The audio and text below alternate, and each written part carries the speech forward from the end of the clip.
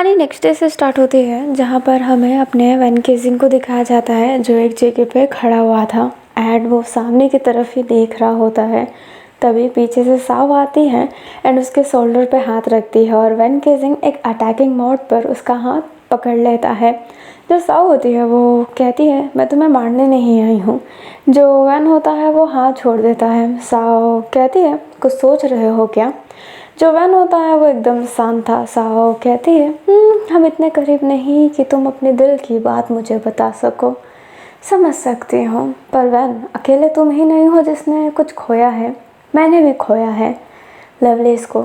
भले मैं उससे प्यार नहीं करती थी, पर वो काफ़ी अच्छा दोस्त था मेरा एंड मैंने उसे खो दिया तुम्हें लाने के चक्कर में, हमारे मकसद को पूरा करने के चक्कर में। हम बहुत सारी चीज़ों से गुजर रहे हैं, अच्छा खाना, अच्छा घर हमें मिल कहाँ रहा है। ये जगह पूरी धीरे धीरे तबाह होती जा रही है, सब कुछ सूख रहा है। अभी जो वैन होता है वो आसपास देखता है तो हाँ, सूख तो रहा ही है। जो वैन होता है वो कहता है इसमें गलती किसकी है। अपनी जो साव होती है वो बोलती है क्या। जो वैन होता है वो कहता है ये जो सूख रहा है इसमें गलती किसकी है। तुम जिसे पृथ्वी कहते हो वो सूखने के बाद भी हरा भरा है। जो साव होती है वो कहती है उसके अंदर का कोर। पृथ्वी का ऊर्जा बहुत ज़्यादा अच्छा है, हमारी ऊर्जा ख़त्म होती जा रही है और लास्ट स्टेज पर है। जो वैन होता है वो कहता है तो तुम अर्थ का ऊर्जा लेकर अपने यहाँ पर डालना चाहते हो। साव कहती है ये नॉर्मल ही तो है, वैसे भी तुम वहाँ पर रह चुके हो, वहाँ पर कुछ सब कुछ अच्छा नहीं है ना वैन। जो अपना वैन होता है वो कहता है तुम्हारी रानी मुझे जिनियन कहती है और तुम मुझे वैन कह रहे हो। साओ बोलती है हाँ, पर आपने अभी तक अपने आप को राजा घोषित नहीं किया ना, अभी भी आप जाओ जिसू के वैन ही हैं, हमारी राजकुमारी फूमों के जिनियन नहीं। जो अपना वैन होता है वो बोलता है तो तुम यहाँ पर क्यों हो। जो साओ होती है वो कहती है मैं तो बस आपसे बात करना चाहती हूँ, मैं ये नहीं जानती कि आपको कितनी तकलीफ़ मिली होगी वहाँ पर। सबसे अलग आपको मॉन्स्टर की तरह ट्रीट करते थे ना वो, ये जानकर ही दिल बेचैन हो जाता है कि आपके साथ क्या क्या किया होगा। पर मैं भरोसा दिलाती हूँ यहाँ पर सभी लोग आपसे प्यार करते हैं, बेइंतहा बेहद प्यार। एंड ये कहते ही वो स्माइल कर रही होती है। तभी 2-3 लड़के वहाँ पर आते हुए कहते हैं राजकुमार जिनियन क्या आप हमारे साथ खेलना चाहेंगे, प्लीज़ खेल लीजिए ना। जो अपना वैन होता है वो कहता है कैसा गेम। अभी वो जो होते हैं वैन का हाथ पकड़ के ले जाने लगते हैं एंड वैन केजिंग जो अपना हाथ छुड़ा भी नहीं पा रहा था वो उससे वॉलीबॉल खिलवाना चाहते थे, बट बॉल की जगह कोई हार्ड मेटल था जिसको वो मारेंगे। अभी जो अपना वैन होता है वो खेल रहा होता है एंड उसे नियम नहीं पता था। फिर बाकी के लड़के उसे नियम बताने लगते हैं एंड वैन के साथ खेल रहे होते हैं। यहाँ पर सब वैन को नॉर्मल समझ रहे हैं क्योंकि वैन उनकी तरह ही तो है एंड उनके साथ खेल रहे हैं, एंजॉय कर रहे हैं। ये एक अलग सा ही माहौल था जो वैन को कभी प्रोवाइड नहीं करवाया गया।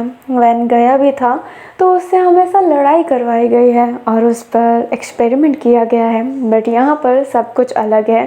जो साव होती है वो कहती है क्या तुम मुझे खिलवाना चाहोगे। जो वो लड़का होता है वो कहता है नहीं साव, तुम बहुत तेज़ तेज़ मारती हो। जो साव होती है वो कहती है इस बार नॉर्मल करने की कोशिश करूँगी, तो क्या मेरे साथ प्ले करोगे।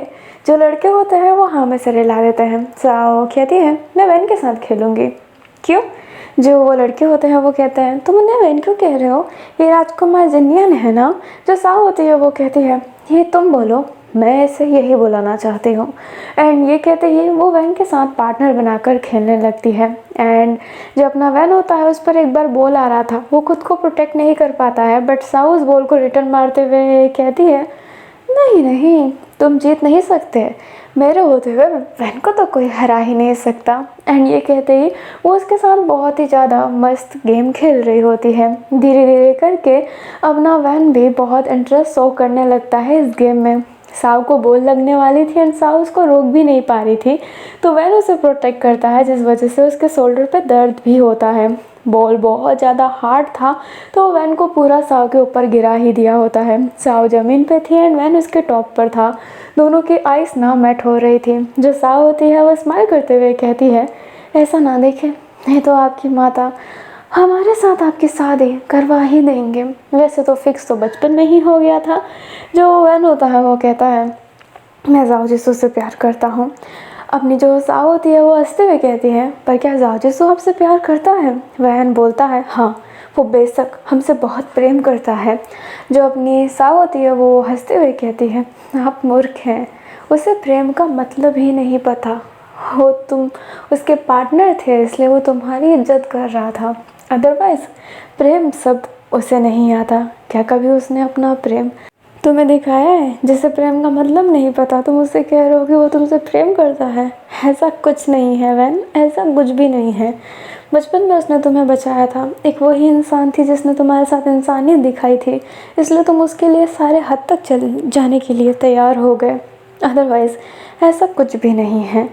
जाओ एक अच्छा और नेक इंसान है, पर ये नहीं है कि वो तुमसे प्रेम करता है। वो सभी के लिए नेक है, एक नरम दिल इंसान। एंड ये कहते हैं जो साव होती है वो उसकी तरफ देख रही होती है और बात तो सही है, जाओ को प्रेम का मतलब ही नहीं पता। तो क्या ये हो सकता है कि जाओ जिसे प्रेम समझता है वो प्रेम नहीं है? अब जो साव होती है वो उन लड़कों से कहती है ठीक है, गेम ख़त्म हो गया, तुम्हारे राजकुमार को उनकी शक्तियों से रूबरू करवाना है। सारे हैरान होते हैं एंड कहते हैं इनके पास क्या शक्ति होगी, क्या शक्ति होगी? जो साव होती है वो कहती है ये तो बस जानना पड़ेगा।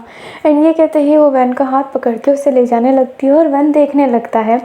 साव उसे एक जगह पे ले जाती है जहाँ पर एक बहुत बड़ा सा क्रिस्टल जैसी चीज़ है जो चमक रही है एंड उसमें से लाइट आ रहा है और उसे बहुत अच्छे से प्रोटेक्ट किया गया है। जो अपना वैन होता है वो कहता है ये क्या है?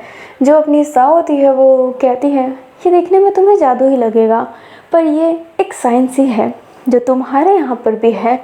वो उड़ने वाले विमान, वो तलवार, ये सारी साइंस ही तो है जिसमें एक हल्की सी मैजिक है। साइंस में अक्सर मैजिक छुपी हुई होती है और ये हमारी मैजिक है। जो अपना वैन होता है वो कहता है तुम्हारा इतिहास क्या है? जो साव होती है वो कहती है हमारा इतिहास, तुम यहीं से हो, तुम्हारी जीन यहाँ की है। जो अपना वैन होता है वो फेस नीचे कर लेता है। जो साव होती है वो कहती है तुम एक इंसान की वजह से पूरी अपनी समाज से बगावत कर रहे हो। जो इंसान तुमसे प्यार करता है या फिर नहीं ये भी नहीं पता, पर मैं तुम्हें कुछ नहीं बोलूँगी। क्या कर सकते हैं? तुम्हारे दिल में जो है वो है, परंतु तुम्हारे पास एक ऑप्शन है।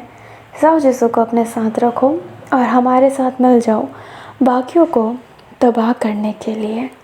कैसा लगा आइडिया? जो अपना वैन होता है वो कहता है और अगर मैं तुम्हें ही तबाह कर दूँ तो? जो साव होती है वो कहती है आप ऐसा नहीं कर सकते हैं ना, आप मुझे तबाह नहीं कर सकते हैं। हम तो आपको एक मौका दे रहे हैं अपने जासूस को बचाने का, नहीं तो अदरवाइज़ दुनिया तो तबाह होगी ही, जिसमें वो भी तबाह हो जाएंगे। उनका कोर हम ले कर रहेंगे। तुम सोच लो जाओ के साथ यहाँ पे भी तुम्हारी ज़िंदगी बहुत अच्छी हो जाएगी। भले रानी फुमोंग ने आपकी शादी हमसे फ़िक्स करवाई है, पर अगर आप जिससे प्यार करते हैं उसके साथ रहना चाहेंगे तो मुझे कोई दिक्कत नहीं। पर दिक्कत मुझे इस बात का होगा कि उसके लिए आप हमसे बिट्रेल करें, दगा करें, ये सहनीय नहीं होगा। वैन केसिंग जो वैन होता है वो अपने फेस को ही नीचे किया हुआ था एंड वो जानता ही नहीं है इसके इतिहास के बारे में। जो साव होती है वो वैन का हाथ लेकर उस क्रिस्टल पर रखती है एंड वैन को थोड़ा दर्द होने लगता है। जो साव होती है वो आंखें बंद करती है और कहती है ओह कमाल की शक्ति है। वैन कहता है कैसी शक्ति? जो अपनी साव होती है वो कहती है तुम्हारे पास शक्ति है कि तुम अपने रूह से किसी को भी रूह को कंट्रोल कर सकते हो। शायद इसलिए ही तुम जाओ जिसू के साथ जब भी युद्ध करते थे तो जाओ जिसू की रूह को एकदम कंट्रोल कर लेते थे। जो वैन होता है वो देखने लगता है और कहता है मैं ऐसा नहीं करता था। जो साव होती है वो हंसते हुए कहती है तुम भी जानते हो कि तुम उन्हें कंट्रोल किया करते थे। आखिरकार तुमने काऊ विनिंग को ऐसा रूप क्यों दिखाया? तुम्हारा गुस्सा तुम्हारे रूप को डिवाइन करता है। तुम जैसा उनको रूप दिखाना चाहते हो तुम्हारी सोल की रूप उससे ऐसी ही दिखेगी। तो काऊ विनिंग के समय इतना भयानक क्यों कि वो पागल ही हो गया। जो वैन होता है वो कहता है मैं जाओ जिसू को अपना पार्टनर बनाना चाहता था क्योंकि उसमें मुझे कुछ अलग बात लगी थी।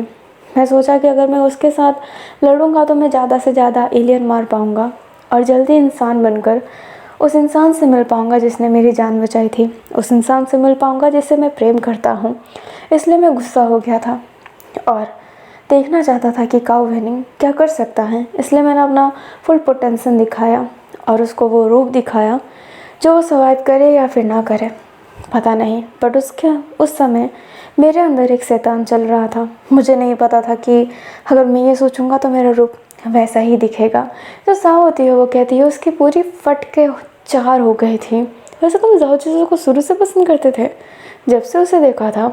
जब नवैन होता है वो कहता है बेशक नहीं, जब तक मैं ये नहीं जान पाया कि ये वही इंसान है जिसने बचपन में मुझे बचाया था, ये वही इंसान है जो मेरा सोलमेट है, तब तक मैं उसे बिल्कुल पसंद नहीं करता था।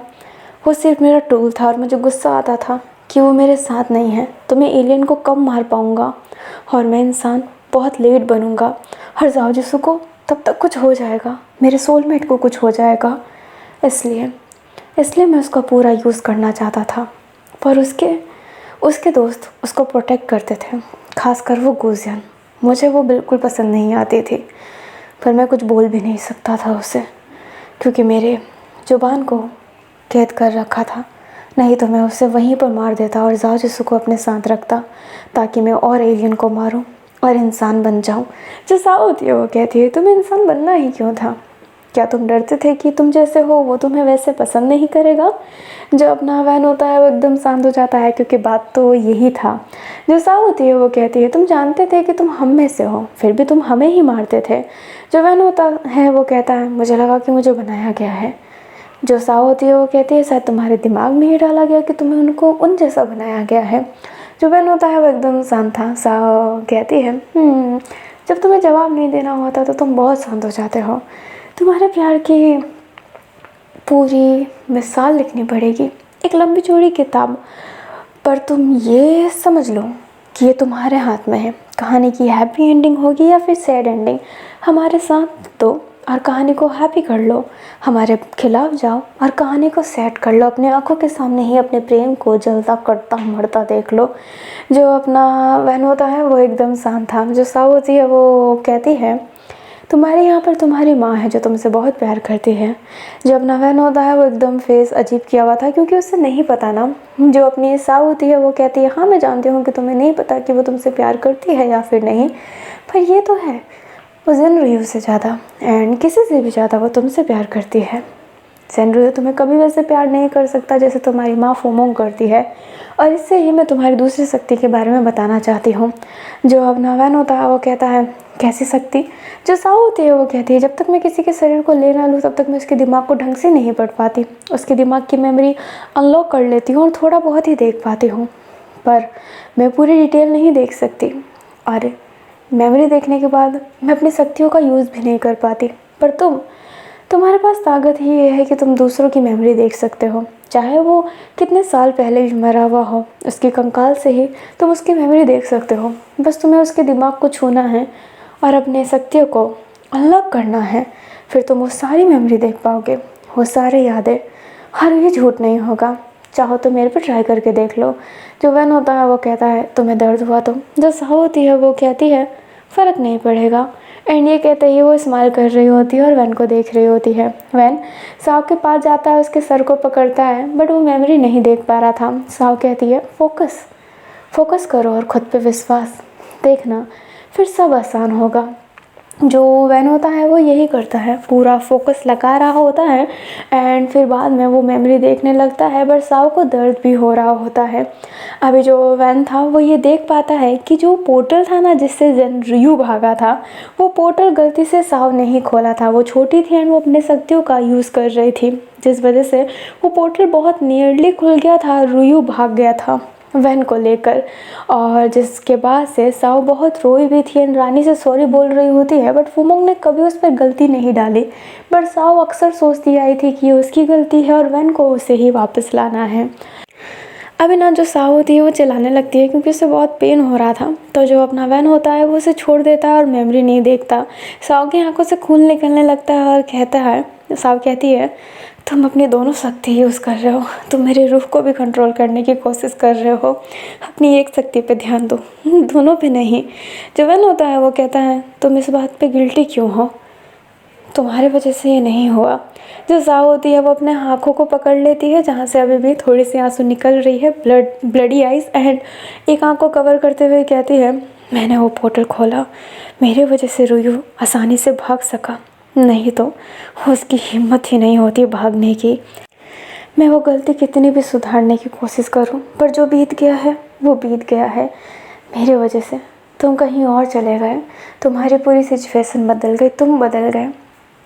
मैं कभी रानी फोमंग को उनका बेटे का प्यार दिला ही नहीं पाई। ये बहुत लेट हो गया, तुम्हें ढूंढने की कोशिश की पर तुम मिले ही नहीं। ये सारी मेरी गलती है। मैं बस तुमसे इतना ही कहना चाहूँगी कि जाओ जिसू से ज़्यादा तुम्हारी माँ तुमसे प्यार करती है, तुम्हारे यादों में रोती है।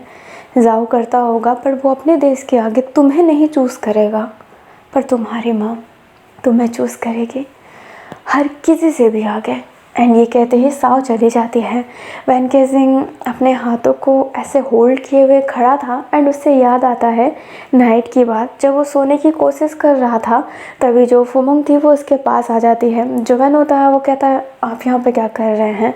जो फुमंग होती है उसकी हाथ उसके दिल साइड में थी एंड वो कहती है वो वैन बेटा, मेरा ना शौक़ था अपने बच्चे को लोरी गा के सुलाने का, वो मैं कभी पूरा नहीं कर पाई। क्या मैं आज तुम्हें अपने गोद में सुला सकती हूँ अगर तुम्हारी इजाज़त हो तो। वैन जो वैन होता है वो एकदम शांत है एंड फुमंग कहती है ये मेरी ख्वाहिश है तहे दिल से, कृपया मेरे लिए इतना कर दो। जो वैन होता है उसकी फेस नीचे ही थी। जो फुमंग होती है वो कहती है ठीक है कोई बात नहीं, तुम बड़े हो चुके हो, तुम्हारी गलती नहीं, पर क्या मैं तुम्हारे पास बस बैठ सकती हूँ। जो वैन होता है अब हाँ में सर हिला देता है एंड जो फुमंग थी वो उसके पास बैठी हुई थी। वैन को जिस वजह से नींद नहीं आ रहा था बट वैन फिर आंखें बंद कर लेता है। फुमंग जैसे ही देखती है कि वैन ने आंखें बंद कर लिया है तो वैन के सर पे हाथ फेरने लगती है और हल्की हल्की लोरी गाने लगती है ताकि वैन का नींद डिस्टर्ब ना हो एंड जो उसकी ख्वाहिश थी वो पूरी हो जाए। बट वैन सुन भी रहा था एंड उससे पता था कि फुमंग उसके सर पर हाथ फेर रही है, इसलिए वैन मॉर्निंग से ही यही याद कर रहा होता है, एक ऐसा प्यार जो अनकंडीशनल है। वो वही सोच रहा होता है अपनी माँ के बारे में एंड आसपास की चीज़ों को देख रहा होता है और यही चीज़ें दिमाग में वापस ला रहा होता है। हमें अपने करंटली वाले वैन को दिखाया जाता है जो बाहर की तरफ जा रहा था और वैन को सब झुक कर सलाम कर रहे थे, उसकी इज्जत कर रहे थे। फिर खाने को भी बुलाया जाता है एंड वैन खाना खाता है और फुमंग कहती है ये मैंने सब अपने हाथों से बनाया है, हमारे पास खाने को कुछ ज़्यादा चीज़ें नहीं हैं इसलिए कुछ शिकार किए हैं तुम्हारे लिए, अगर तुम्हें ये पसंद ना हो तो हम कुछ और बना सकते हैं, हम अर्थ से कुछ ला देंगे। फुमंग इतना कर दोगे ना। जो फुमंग होती है वो हाँ में सर हिलाती है और कहती है हाँ हम खाना चोरी करके ला देंगे। हम जब भी वहाँ से खाना लेकर आते हैं तो एक दावत जैसा होता है हमारे लिए। जब नवैन होता है वो देखता है कि इतनी गरीबी कि वहाँ का खाना यहाँ पर आए तो ये दावत होता है, क्योंकि यहाँ पर सच में खाने उतने अच्छे नहीं हैं। वैन जब खाता है तो स्वाद तो बहुत ही ज़्यादा फीका था और वो अपनी माँ को देखकर समझ जाता है कि क्यों उसकी माँ बीमार है, क्योंकि यहाँ का खान पान अच्छा नहीं है, क्यों यहाँ के लोग स्ट्रॉन्ग होने के बाद भी इतने ऐसे ना अनहेल्दी दिखते हैं, क्योंकि यहाँ का खाना ही अच्छा नहीं है। वैन को वहाँ के खाने की याद आ रही होती है और अपनी माँ का शरीर देख रहा होता है एंड उसकी जेब में कुछ था और वो अपनी माँ की तरफ करता है। फुमंग कहती है ये क्या है बेटा। जो वैन होता है वो कहता है ये खा लीजिए। जो अपना फुमंग होती है वो जब उस चीज़ को खाती है तो वो चॉकलेट था एंड वो बहुत ज़्यादा डिलीशियस था। अपनी फुमंग मुँह पर हाथ रखते हुए कहती है ये कितना स्वादिष्ट है, ऐसी स्वादिष्ट चीज़ मैंने कभी नहीं खाई। जो अपना वैन होता है वो हाँ में सर हिलाते हुए कहता है आपका खाना भी बहुत ज़्यादा स्वादिष्ट था। जो फुमंग होती है वो कहती है सच बेटा। जो वैन होता है वो हाँ में सर हिलाता है एंड वहाँ से जाने लगता है। जो फुमंग होती है उसके आंखों से आंसू आ जाता है एंड जो साऊ होती है वो कहती है महारानी अब रो रहे हैं। जो फुमंग होती है वो कहती है ये खाना कितना बेकार है, वैन अर्थ पर रहकर आया है, उसको ये सब खाने पसंद नहीं आएंगे, फिर भी उसने तारीफ़ की। वो कितना मानता है ना, उसके अंदर एक बहुत ही नरम पर्सन है, वो हम जैसा ही है ना। जो साव होती है वो कहती है हाँ, और देखिएगा वो एक दिन आपसे बेहद प्यार करेगा। जो वुमन होती है वो कहती है माफ़ करना साव, हमने तुमसे वादा किया था किसी दिन तुम्हारा पति बनेगा। जो साव होती है वो कहती है फ़र्क नहीं पड़ता, मैंने कभी इस उम्मीद से उनकी जान बचाने का सोचा ही नहीं है। मैं बस अपनी गलतियाँ सुधारना चाहती थी। आप इतने अच्छे जो आपने मेरे पे ब्लेम नहीं किया, पर सारी गलती मेरी ही तो थी। मेरे वजह से ही आपको कभी आपके बेटे का प्यार नहीं मिल पाया। जब वो होती है वो कहती ऐसा मत बोलो साव, तुम मेरी बेटी जैसी हो और तुमने मुझे बहुत प्यार दिया है। शुक्रिया बेटा इतना कुछ करने को। जो साव होती है वो कहती है मैं वादा करती हूँ मैं अर्थ का कोड लेकर आऊँगी और हमारे इस वर्ल्ड को फिर से कर दूँगी पहले जैसा, और आपको फिर बहुत अच्छे अच्छे खाना खिलाऊँगी, आपकी सारी बीमारी चली जाएगी। जब वो होती है वो कहती है मेरी प्यारी बच्ची, एंड ये कहते ही वो उसके गाल पर हाथ फेर रही होती है। जो वैन था ये देख रहा होता है और सुन भी रहा होता है। वो वहाँ से चला जाता है, बैठा हुआ था एंड वो अपने शॉर्ट को देख रहा होता है, इन्फिनिटी शॉर्ट को। वो धीरे धीरे उस शॉर्ट पर हाथ रख रहा होता है एंड उसे पकड़ लिया था। अभी जो अपना जाओजुत्सु है उसे दिखाया जाता है, जो उस शॉर्ट को ही देख रहा था और वैन को याद कर रहा था। वो शॉर्ट को ना टच करता है तो वो ग्लो करता है एंड दोनों की आंखें एक साथ में बंद होती है और वो दोनों उस रूहानी वर्ल्ड में मिल रहे थे जहाँ पर अपना वैन केजिंग जाओजुत्सु का गला दबाया करता था। लाइक दोनों की रूह एक दूसरे से मिल रही है। जो जाओजुत्सु होता है वो सीधा वैन के गालों पर हाथ रख लेता है और कहता है तुम ठीक हो ना वैन। जो वैन होता है वो कहता है जाओसु। जो जाओजुत्सु होता है वो कहता है तुम ठीक हो ना, उनने कुछ किया तो नहीं। जो अपना वैन होता है वो कहता है आखिरकार सेनरियो ने मेरे से झूठ क्यों बोला, मैं वहाँ की रानी का बेटा हूँ, उनने ये सब मेरे से छुपाया। जो वैन होता है वो कहता है उनकी मजबूरी थी। जो अपना वैन होता है वो कहता है तुम बिल्कुल हैरान नहीं हुए, क्या तुम ये सब जानते थे जाओजुत्सु। जो जाओजुत्सु होता है वो हाँ में सिर हिलाता है। जो वैन होता है वो कहता है और तुमने कभी भी नहीं सोचा कि तुम मुझे बचाओ। जो अपना जाओ होता है वो कहता है मैं अगर बता देता तो तुम। जो वैन होता है वो एकदम शांत था और जाओ ने सेंटेंस कंप्लीट नहीं किया होता है, इसलिए वो कहता है तो मैं उनका साथ देता, अपनी माँ का साथ देता और इंसानों को मरता हुआ देखता ना। तुम्हें तो अपनी पड़ी थी है ना। अक्सर तुम इंसानियत की बातें करते हो, इंसानों की बातें करते हो, तो एक इंसान होने के नाते क्या तुम मुझे मेरे बारे में नहीं बताना चाहोगे। तुम लोग मेरे ही हाथों मेरी माँ को मरवाना चाहते थे, क्या ये इंसानियत है। जो अपना जाओ होता है वो कहता है लव वैन।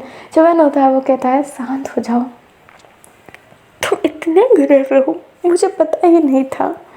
तुम बड़ी बड़ी बातें करते हो पर तुम उन चीज़ों को निभाते नहीं हो। तुमने मेरे एहसासों के बारे में बिल्कुल नहीं जाना। जो जाओजुत्सु होता है वो कहता है ऐसी बात नहीं है। जो वैन होता है वो कहता है तुम मेरे से प्रेम करते हो या फिर नहीं। जो अपना जाओजुत्सु होता है वो एकदम शांत था एंड वो बोलता है मुझे नहीं पता प्रेम का मतलब, मैं नहीं जानता हूँ इसका मतलब, पर मैं सच कहूँ तो मैं सेल्फिश था। मैं बस उस तलवार की शक्ति जानना चाहता था, वो इन्फिनिट पावर महसूस करना चाहता था। बस वही चाहता था। मैं एक यूज़लेस था और मैं एक यूज़लेस नहीं बन के रहना चाहता था। इसलिए मैं चाहता था कि तुम कैसे भी हो, भले मैं तुम्हारे साथ मर भी जाऊँ पर मैं तुम्हारे साथ तलवार शेयर करना चाहता था, क्योंकि तुम्हारे बिना मेरी तलवार ग्लो नहीं करती। वो इन्फिनिट पावर मुझे कभी महसूस ही नहीं होती। वैन जो वैन होता है वो एकदम सुन रहा था और उसे बुरा लग रहा था कि वो बस एक मकसद के लिए उसके साथ था। जो अपना वैन होता है वो कहता है सिर्फ एक मकसद। जो जाओजुत्सु होता है वो वैन को क्लियर करना चाह रहा है बट वैन केजिंग को सुन नहीं रहा है। जाओजुत्सु गुस्सा हो जाता है और कहता है तुम्हारा भी तो मकसद था ना, तुम भी तो मेरे बारे में बिल्कुल फिक्र नहीं करते थे। मेरा हार्ट दर्द होता था, मैं वहाँ पे पड़ जाता था पर तुम्हें एहसास नहीं होता था। वैन केजिंग तुम इतने अच्छे क्यों बन रहे हो, क्या तुमने कभी किसी को नहीं मारा, क्या तुमने कभी किसी की जान नहीं ली, हजारों मौत करके तुम क्या कह रहे हो। हाँ बोलो, तुमने भी तो हमारे इतने सारे लोगों को मारा है और तुम अपनी माँ की बात कर रहे हो ना। तुम्हारी माँ ने क्या किया है, हमारी पूरी ज़िंदगी खा ली, बचपना खा लिया हमारा, और तुम्हें लगता है कि हम गलत हैं। वैन केजिंग तुम अपने मकसद को पाने के लिए कितने इंसानों को मारे हो, क्या भूल चुके हो क्या सच्ची में तुम अपनी इंसानियत भूलकर अपना ये एलियन वाला रूप धारण कर लिए हो? क्या तुम्हारे पास दिमाग नहीं है? तुम्हारे पास दिल नहीं है क्या? बोलो, क्या एलियंस के पास दिल नहीं होता, दिमाग नहीं होता? जो मेरी बातें नहीं समझ रहे हो, मेरे एहसास नहीं समझ रहे हो? अभी वैन को बहुत बुरा लगने लगता है क्योंकि जाओ जैसो उस पर ब्लेम करने लगता है। बट ब्लेमिंग पहले वैन केजिंग ने स्टार्ट की। उसने जाओ जैसो की बातें नहीं सुनी। वो अपने सेंटेंस को कंप्लीट करता उससे पहले वैन ही कुछ बोल देता। एंड वो ऐसे प्रिटेंड कर रहा था कि सब जाओ की गलती है। जाओ को हाल में पता चला था और वो कैसे बताता उस समय जब वैन की सिचुएशन ऐसी थी। वैन कुछ नहीं समझ रहा था और जाओ जिसने भी अपनी दिमाग छोड़ दी। ये इतनी हीट ऑफ द मोमेंट हो गई थी, दोनों ही ऐसे चढ़े हुए थे। बट इस बात से जाओ जिसो ने जो बोला था, इस बात से वो अपनी तलवार को छोड़ देता है। वो जो कनेक्शन था टूट जाता है। जाओ जैसे ही फील करता है कनेक्शन टूट गई है, उसे कुछ नहीं दिखाई देता। वो अपनी आंखें खोलता है, उस तलवार को पकड़ रहा होता है और कह रहा होता है, ओह नहीं नहीं नहीं नहीं नहीं नहीं वैन केसिंग, नहीं नहीं नहीं मेरी बात सुनो, मैं ऐसा नहीं कहना चाहता था, मैं ऐसा नहीं कहना चाहता था वैन केसिंग, वैन केसिंग मैं सच्ची में नहीं कहना चाहता था। एंड ये कहते हैं वो उस तलवार को एकदम टाइटली ग्रैब किया हुआ था। जो रोयो होता है वो कहता है जाओ तुम्हें क्या हुआ? जो जाओ जैसे होता है वो कहता है मैंने वैन से कनेक्शन बनाया था, मैंने वैन से कनेक्शन बनाया था, बट मैं उस पर चिल्ला बैठा। मैं उसको बताना चाहता था कि वो जिसे प्यार कहता है मुझे नहीं पता, बट उसके बिना मैं सांस नहीं ले पाता। उसकी यादें मुझे खाई जा रही है, उसके लिए मैं मरना चाहता हूँ। मैं ये बताना चाहता था बट मैं बता नहीं पाया कि मैं उसको कितना मानने लगा हूँ। मैं ये बता नहीं पाया रोयू, मैं ये बता नहीं पाया। अभी जो रोयू होता है ना, वो उसे होल्ड करता है और कहता है वो ज़रूर तुम्हारी फीलिंग्स समझेगा, वो तुमसे नाराज़ नहीं होगा, बिल्कुल भी नहीं। जो साजिशो होता है वो ऐसे ही रो रहा होता है और हमें वैन को दिखाया जाता है जो उस तलवार के पास बैठा हुआ था। एंड जो साव होती है वो कहती है जाओ जिसो से बात की, रोना चाहते हो तो तुम रो सकते हो। जो अपना वैन होता है वो एकदम शांत ही था। जो साव होती है वो कहती है मैं तुम्हारे कक्ष में आई थी, देखा तुम्हारी आँखें बंद थी, तुम जाओ जिसो से कनेक्टेड थे ना उस तलवार के माध्यम। जो अपना वैन होता है वो कहता है साव चली जाओ। जो साव होती है वो वैन का हाथ पकड़ते हुए कहती है तुम मेरे से फीलिंग शेयर कर सकते हो, मैं समझने की पूरी कोशिश करूँगी, मैं बिल्कुल मैच्योर नहीं हूँ बट मैं समझने की कोशिश करूँगी। एंड ये कहते ही वो स्माइल करती है और उसके शोल्डर पे फिर हाथ रखती है। वैन केजिंग रोने लगता है एंड कहता है जो सुने मुझे खूनी कहा, क्या ये सही है कि वो उसने मुझे सच नहीं बताया? मेरे हाथों ये मेरी माँ को मरवाना चाहते थे, मेरे से कभी सच नहीं बताया। क्या ये सही है? क्या ये सही है क्या? उसने कहा कि मैंने अपने मकसद के लिए इतने सारे इंसानों को मार दिया, पर क्या मकसद उससे नहीं जुड़ा था? क्या मैंने उसकी वजह से अपनों को नहीं मारा? फिर भी उसने ऐसा कहा। जो साव होती है वो उसे हक करते हुए कहती है कभी कभी इंसान सिचुएशन नहीं समझ पाते हैं, वो मूर्ख होते हैं, उसकी बातों पे ज़्यादा ध्यान मत दो। हो सके वो उस बात को लेकर गिल्ट कर रहा हो, अभी रो रहा हो, वो तुमसे प्रेम करता हो जैसे तुम उससे करते हो। जो वैन होता है वो कहता है तुमने सही कहा था साव, उसको प्रेम का मतलब नहीं पता। वो मेरे साथ इसलिए था क्योंकि मेरे सिवा उसकी तलवार किसी से चमकती नहीं थी। वो इन्फिनिट सॉर्ड, उसको वो शक्ति चाहिए थी इन्फिनिट वाली, इसलिए बस उसने यूज़ किया उसने। मैं उससे दूर ना जाऊँ इसलिए उसने ये प्यारी प्यारी बातें की मेरे से। वो सब एक झूठ था, एक झूठ। एंड ये कहते ही वो उसे टाइटली हक किया हुआ था एंड साव बहुत हैरान थी, उसके आँखों में हल्की सी नमी आ गई थी। एंड वो कहती है प्लीज़ मत रो राजकुमार ज़नियान, मत रोइए। जो अपनी वैन होता है वो साव को देखने लगता है। जो साव होती है वो कहती है आपका ये रूप, मुझे लग ही नहीं रहा है कि आप वैन हैं, मुझे लग रहा है कि आप मेरी रानी के बेटे ज़नियान हैं, कृपया मत रोइए। एंड ये कहते हैं उसके गालों को होल्ड की हुई थी एंड वैन केजिंग एकदम शांत था। अभी हमें नाइट का सीन दिखाया जाता है जहाँ पर जाओ जिसू उस तलवार को पकड़ा था एंड वो छोड़ ही नहीं रहा था। जो वूसी होता है वो कहता है जाओ सो उस तलवार को छोड़ दो।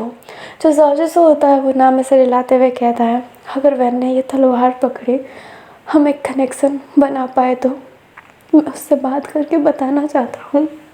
मेरे कहने का वो मतलब नहीं था, मैं बस गुस्सा हो गया था। जो अपना रुयो होता है वो कहता है रो मत, बिल्कुल भी। जो अपना जासूस होता है वो रुयू को ही देख रहा होता है। रुयू ने हाथों को अपने ग्रैब किया हुआ था और उसे भी बहुत हर्ट हो रहा था कि वैन उसके पास नहीं है।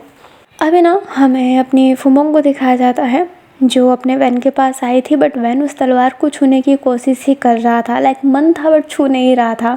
जो फुमोंग होती है वो कहती है, ओ माफ़ करना, मैंने तुम्हें परेशान किया। जो वैन होता है वो कहता है, नहीं कोई बात नहीं। जो फुमोंग होती है वो कहती है, क्या आज भी ज़नियान मैं तुम्हारे पास बैठ सकती हूँ? जो वैन होता है वो देखने लगता है एंड फुमोंग कहती है, कोई तकलीफ़ नहीं, मैं ज़्यादा लालची हो रही थी। जो अपना वैन होता है वो कहता है, नहीं बैठ जाइए। जो फुमोंग होती है वो स्माइल करते हुए कहती है, सच्ची में ना? जो वैन होता है वो हाँ में सर हिलाता है एंड अपने जो बिस्तर था उस पर लेट गया होता है।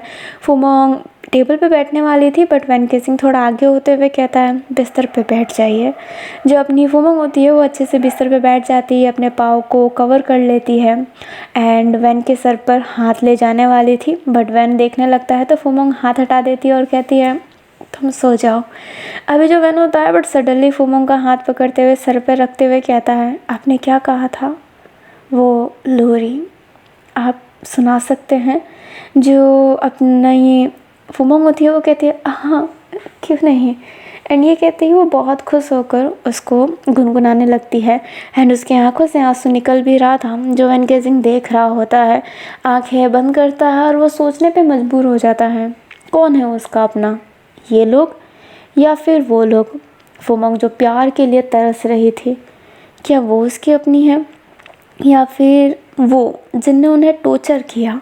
जो वैन होता है वो नाइट में अपनी आंखें खोलता है तो देखता है कि फुमोंग सो गई है। वैन केसिंग फुमोंग के सर पर हाथ रखता है और जो अपनी साव ने शक्ति यूज़ करने का टेक्निक बताया था वो यूज़ करने लगता है एंड उसकी आंखें बंद थी और वो पूरी कोशिश कर रहा था कि वो उसके सोल को मैनिपुलेट करने की बिल्कुल कोशिश ना करे ताकि फुमोंग को दर्द ना हो साव की तरह। एंड वो यही कर रहा होता है और वो देखता है फुमोंग की तकलीफ़ जो उसने अपने बेटे ज़नियान के बिना बिताई है। वो एक तकिए को लेकर हमेशा लोरी सुनाया करती थी, हमेशा बातें किया करती थी कि उसका बेटा ज़नियान कैसा होगा, वो अभी कितना बड़ा हो गया होगा, क्या वो अभी बोल पाता होगा, उसकी आवाज़ कैसी होगी, भारी या फिर प्यारी। फुमोंग बहुत तड़पी है अपने बेटे के बिना एंड वैन केसिंग वो सब एहसास कर रहा होता है। साव के हर आंसू का बूंद उससे फील हो रहा होता है बहुत ज़्यादा।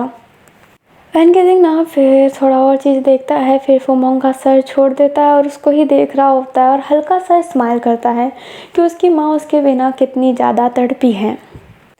अभी ना हमें वापस से नेक्स्ट डे का सीन दिखाया जाता है जहाँ पर वैन केसिंग अब साव और फुमोंग के साथ बहुत नॉर्मल हो गया था एंड वहीं पर जो अपना वूसी था वो ऐसे ही बैठा हुआ था एंड वो अपने सामान को देख रहा होता है तो उसे जिंगबे युआन का वो लेटर दिखाई देता है। वो उस लेटर को पकड़ता है एंड उसको याद आता है कि जिंगबे युआन ने लास्ट में उससे कहा था कि वो लेटर अब देख ले। अभी जो अपना वूसी होता है वो उसे खोलता है एंड ऊपर ही लिखा हुआ था, झूठ बोलने के लिए माफ़ करना, मैं तुम्हारा जिंगबे युआन कभी था ही नहीं। जो वूसी होता है उस लेटर में जैसे खो ही जाता है। अभी जो वो एलियन था उसने कहा था, पता नहीं क्यों मैं ये कर रहा हूँ, ये गद्दारी होगी पर मैं कुछ नहीं कर सकता। ऐसा लगता है कि मैं तुमसे प्रेम कर बैठा हूँ पर ये बहुत ज़्यादा गलत है। ये लेटर तभी तुम रीड करोगे जब मैं मर गया होऊंगा और वैन केसिंग यहाँ से चला गया होगा। वैन केसिंग वहाँ की रानी का बेटा है और तुम वहाँ के इतिहास नहीं जानते। मैं बस उनकी कमज़ोरी नहीं इतिहास बता रहा हूँ। मैं गद्दारी नहीं कर रहा, बस तुमसे बातें शेयर कर रहा हूँ। जब मैंने होश संभाला तो मुझे उस क्रिस्टल के सामने खड़ा किया गया था। उस क्रिस्टल ने मुझे मेरी एनर्जी दी बट वो कोई जादुई गोला नहीं था। बहुत समय पहले हमारे यहाँ पर साइंस तुम लोगों से भी ज़्यादा आगे था। एक साइंटिस्ट ने एक चीज़ बनाई जो दूसरों के अंदर शक्तियाँ डालेगी, उनकी जीन चेंज करके उनकी आँखों में तेज मैनिपुलेटिंग शक्ति उन्हें देगी। बट ये उल्टा होने लगा। काफ़ी सारे इंसान उस मॉन्स्टर में तब्दील होने लग गए, बहुत सारे। कुछ लोगों को शक्ति मिली बट काफ़ी सारे लोग मॉन्स्टर बनने लग गए। वो चीज़ें बंद करती गई पर धीरे धीरे हमारे धरती का और जाता रहा, उसका ऊर्जा चला गया।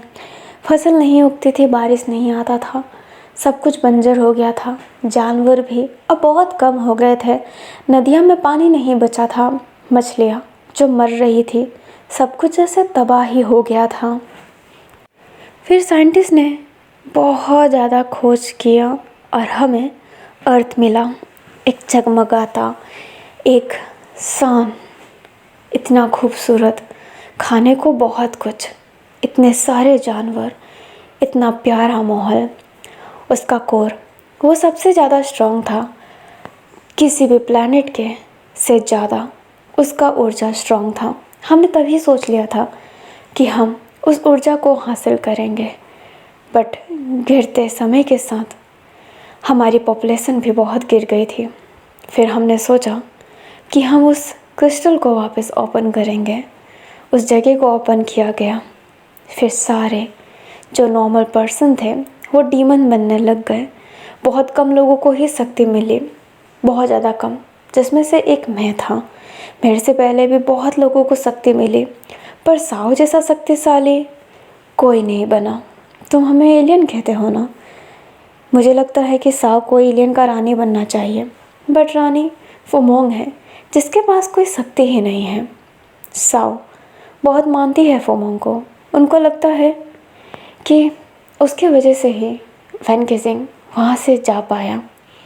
मैं इन सब चीज़ों में नहीं पढ़ना चाहता, पर कहा जाता है कि उस क्रिस्टल से जिसको शक्ति मिली है, अगर वो क्रिस्टल टूट गया, वो एक साइंस की बनाई हुई चीज़ टूट गई, तो वो इंसान भी मर जाएंगे और सारे एलियन मर जाएंगे जिससे उनको शक्ति मिली है। चाहे वो साओ हो या फिर मैं या फिर महारानी फुमोंग भी, क्योंकि वो भी कहीं ना कहीं उस क्रिस्टल से अफेक्टेड है। पर वो क्रिस्टल पूरे उस जगह के, उस प्लैनेट का शक्तिशाली चीज़ है। अगर वो टूटा तो ऐसा हो सकता है कि वो प्लैनेट ही पूरी तबाह हो जाए, सारे के सारे वहाँ पर मर जाए। पता नहीं मैं ये तुमसे क्यों कह रहा हूँ, शायद ये बगावत है, शायद ये धोखा है, पर पता नहीं। तुम्हारे साथ रहकर मुझे बहुत अच्छा लगा। एक चमक जो तुम्हारे चेहरे पे थी, वो चमक उस चमकते हुए क्रिस्टल में भी नहीं होगी। और हाँ, मैं जानता हूँ कि उस क्रिस्टल को तोड़ने के लिए तुम्हें साओ से लड़ना पड़ेगा और उससे ज़्यादा शक्तिशाली कोई नहीं। पर पता नहीं क्यों साओ आग से बहुत डरती है, वो उसके पास नहीं जाती। बस मैं इतना ही कहना चाहता हूँ। मुझे अफसोस है कि हमारे यूनिवर्स के लोगों ने तुम पर पहले हमला किया। हमारे प्लैनेट, तुम्हारे प्लैनेट का ऊर्जा चाहते थे, जिस वजह से तुम्हारी खुशहाल ज़िंदगी डूब गई। भले तुम्हारे यहाँ पर बहुत सारी जंग हुई, बहुत सारी चीज़ें हुई, इंसानियत हैवानियत में बदलने लग गई थी, पर हमारा हक नहीं बनता कि हम किसी का सब कुछ ले लें। अभी जो वो एलियन था उसने इतना ही वर्ड लिखा था, जो वूसी होता है उसकी आंखों से आंसू आ रहे होते हैं। एंड वो जो लेटर था फिर वो रुयू को बताता है। जो रुयू होता है वो उस क्रिस्टल को नहीं जानता है, बट वो ये समझ गया होता है कि उस क्रिस्टल को तोड़ देंगे तो वो लोग मर जाएंगे। एंड उस क्रिस्टल की वजह से ही लोगों की पावर मिली है।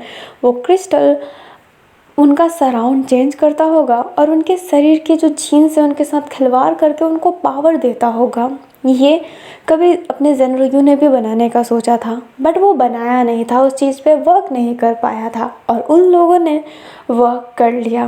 बट वो उस पूरी जगह की एनर्जी ना लेती गई और वो पूरी जगह डिस्ट्रॉय हो गई और काफ़ी सारे एलियन बहुत बड़े बड़े मॉन्स्टर बन गए। अजीबोगरीब वर्म जैसे, अलग अलग जानवर जैसे वो मॉन्स्टर बनते रह गए एंड वो पूरी जगह तबाह हो गई।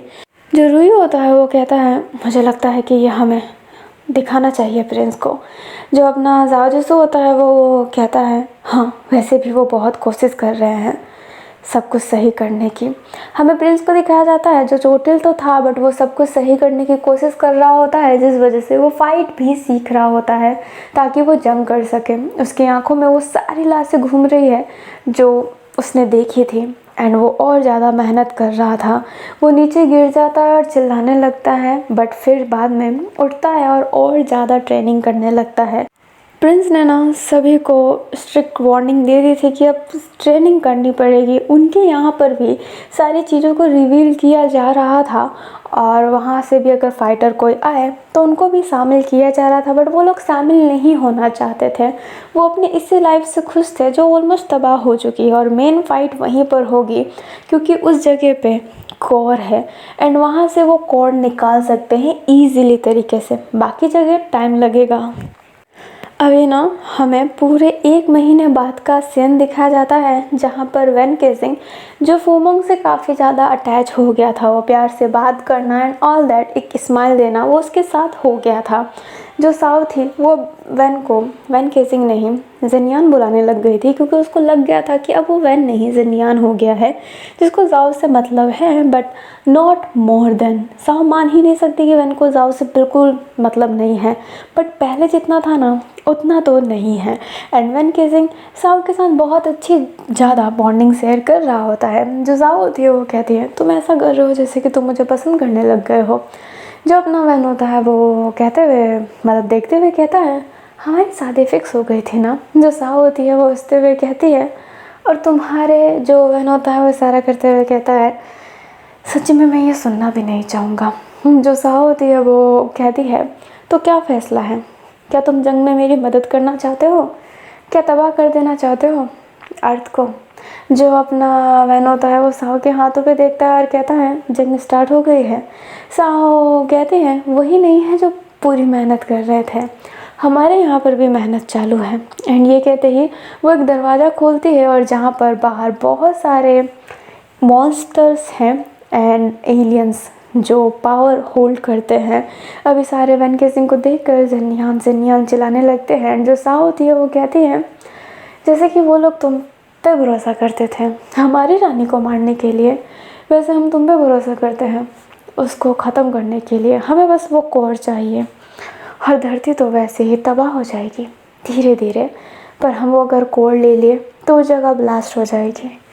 तो चांसेस 50-50 हैं बचने और ब्लास्ट होने के। जो वैन होता है वो कहता है मैं जंग नहीं करना चाहता। जो साव होती है वो कहती है ठीक है पर तुम हमारे रास्ते में तो नहीं आओगे ना। जो अपना वैन होता है वो कहता है रास्ते में। जो साव होती है वो कहती है हाँ ऐसा ना हो कि मैं वहाँ पर लड़ने जाऊँ और तुम यहाँ पर मुझे बिट्रेल कर दो। जो वैन होता है वो कहता है मैं ना वहाँ पर जाऊँगा ना ही मैं बिट्रेल करूँगा, मुझे इन सब चीज़ों से दूर रहना है। जो फूमोंग होती है वो कहती है जिनियन बेटा जैसा चाहता है वैसा ही होगा। अभी फूमोंग ऊपर यहाँ पर अचानक से आई थी इसलिए साव उसको झुककर ग्रीट करती है। जो फूमोंग होती है वो कहती है इसकी कोई ज़रूरत नहीं थी। जो फूमोंग होती है वो वैन के गाल पर हाथ रखते हुए कहती है जिनियन बेटा अगर तुम्हें लड़ना है तो कोई बात नहीं, नहीं लड़ना है तो कोई बात नहीं, तुम्हें मैं बिल्कुल जिद नहीं करूँगी। जो अपनी फूमोंग होती है वो कहती है और क्या तुम ये बता सकते हो कि जाओ जिसू को यहाँ पर मैं लाऊं या फिर नहीं। जो अपना वैन होता है वो हाथ कस लेता है एंड जो साव होती है वो वैन को ही देख रही होती है। जो अपना वैन होता है वो कहता है उसको मेरे से कोई मतलब नहीं था, उसे बस वो इन्फिनिट पावर यूज़ करना था जो उसने शायद कर लिया। हाँ मुझे मतलब नहीं कि वो आए या फिर ना आए, मुझे दुख है पर वो मेरे से प्यार ही नहीं करता था। अभी जो साव होती है वो कहती है सोच लो ये आखिरी मौका है तुम्हारे पास, सिपाही तैयार हो चुके हैं, अब वो मरेंगे या फिर हम मरेंगे। जो वैन होता है वो कहता है जो चाहा वो नहीं होता।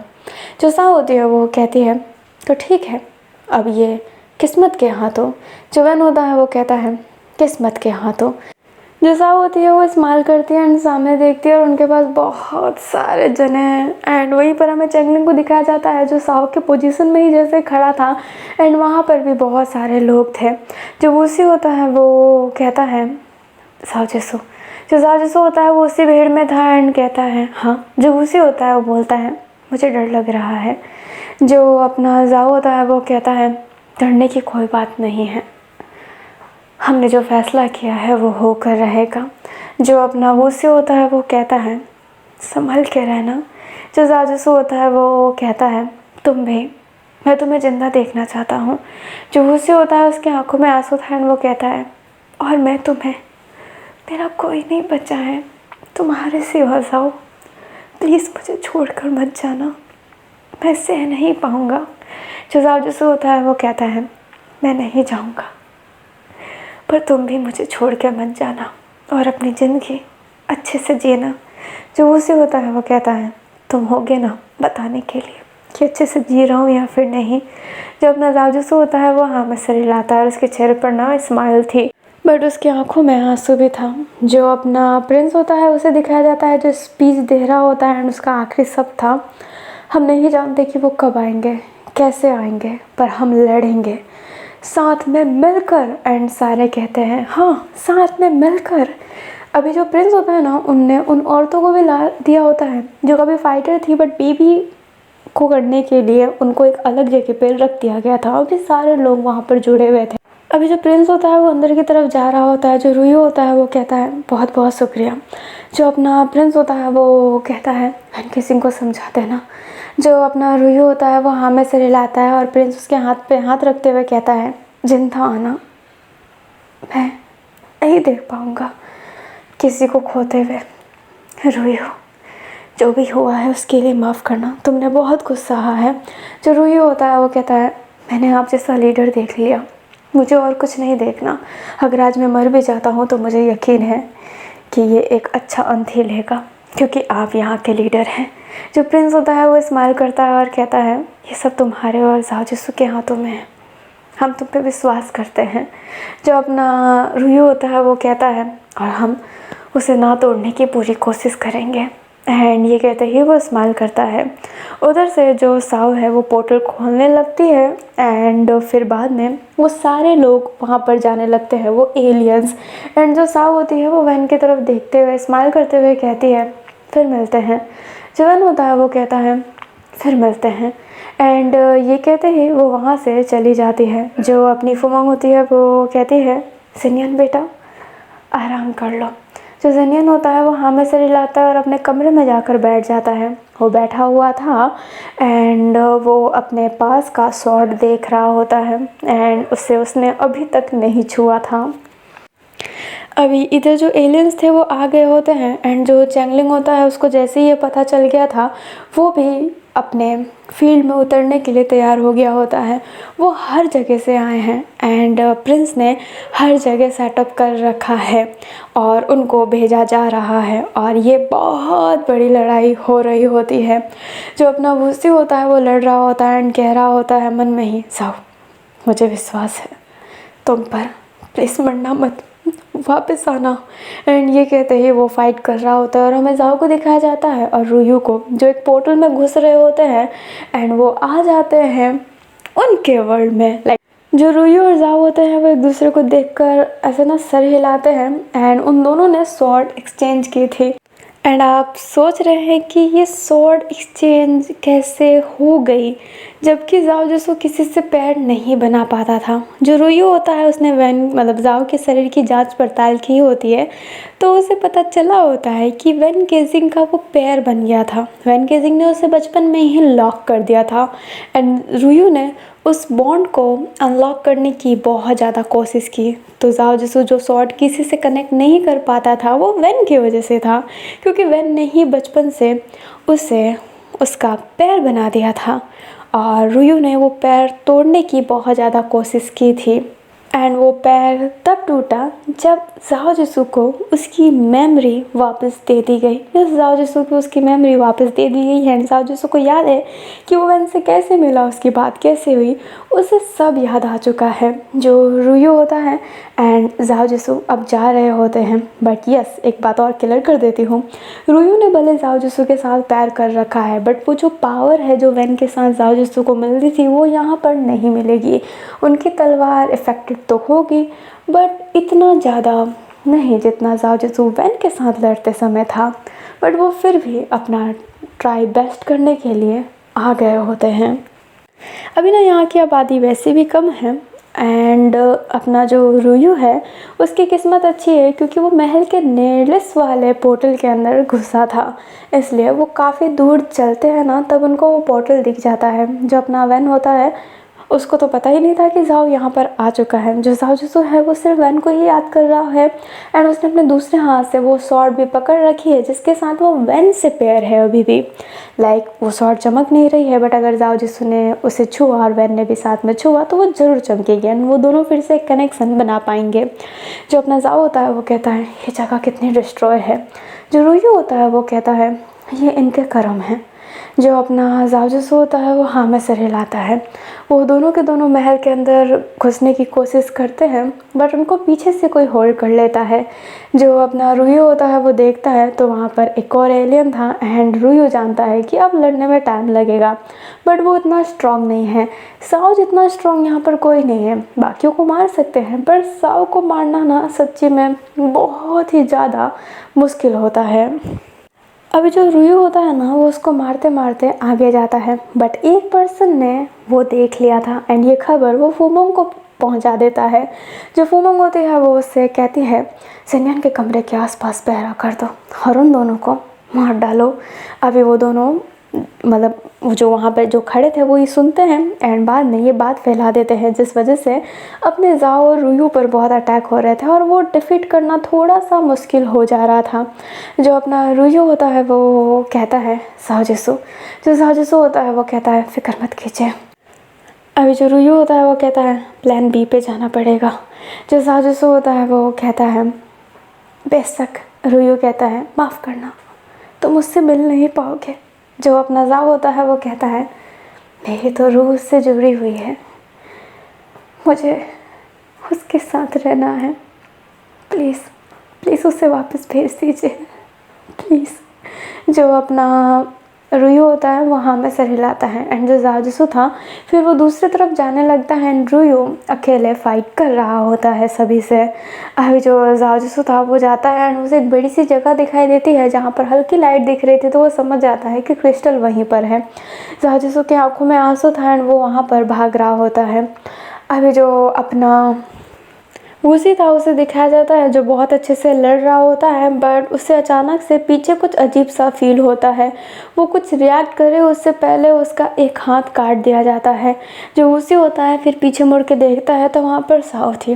जो साओ होती है वो कहती है हाँ उससे बहुत ज़्यादा लगाव था तुमसे, इसलिए जब मैं तुम्हारी बॉडी लेना चाहती थी तो वो मुझे आके दिखाता था, तभी मेरे पास बस एक ही ऑप्शन बच गया था गोजियान बॉडी लेने के लिए, नहीं तो तुम्हारी बॉडी भी मुझे चाहिए थी पर क्या कर सकते हैं।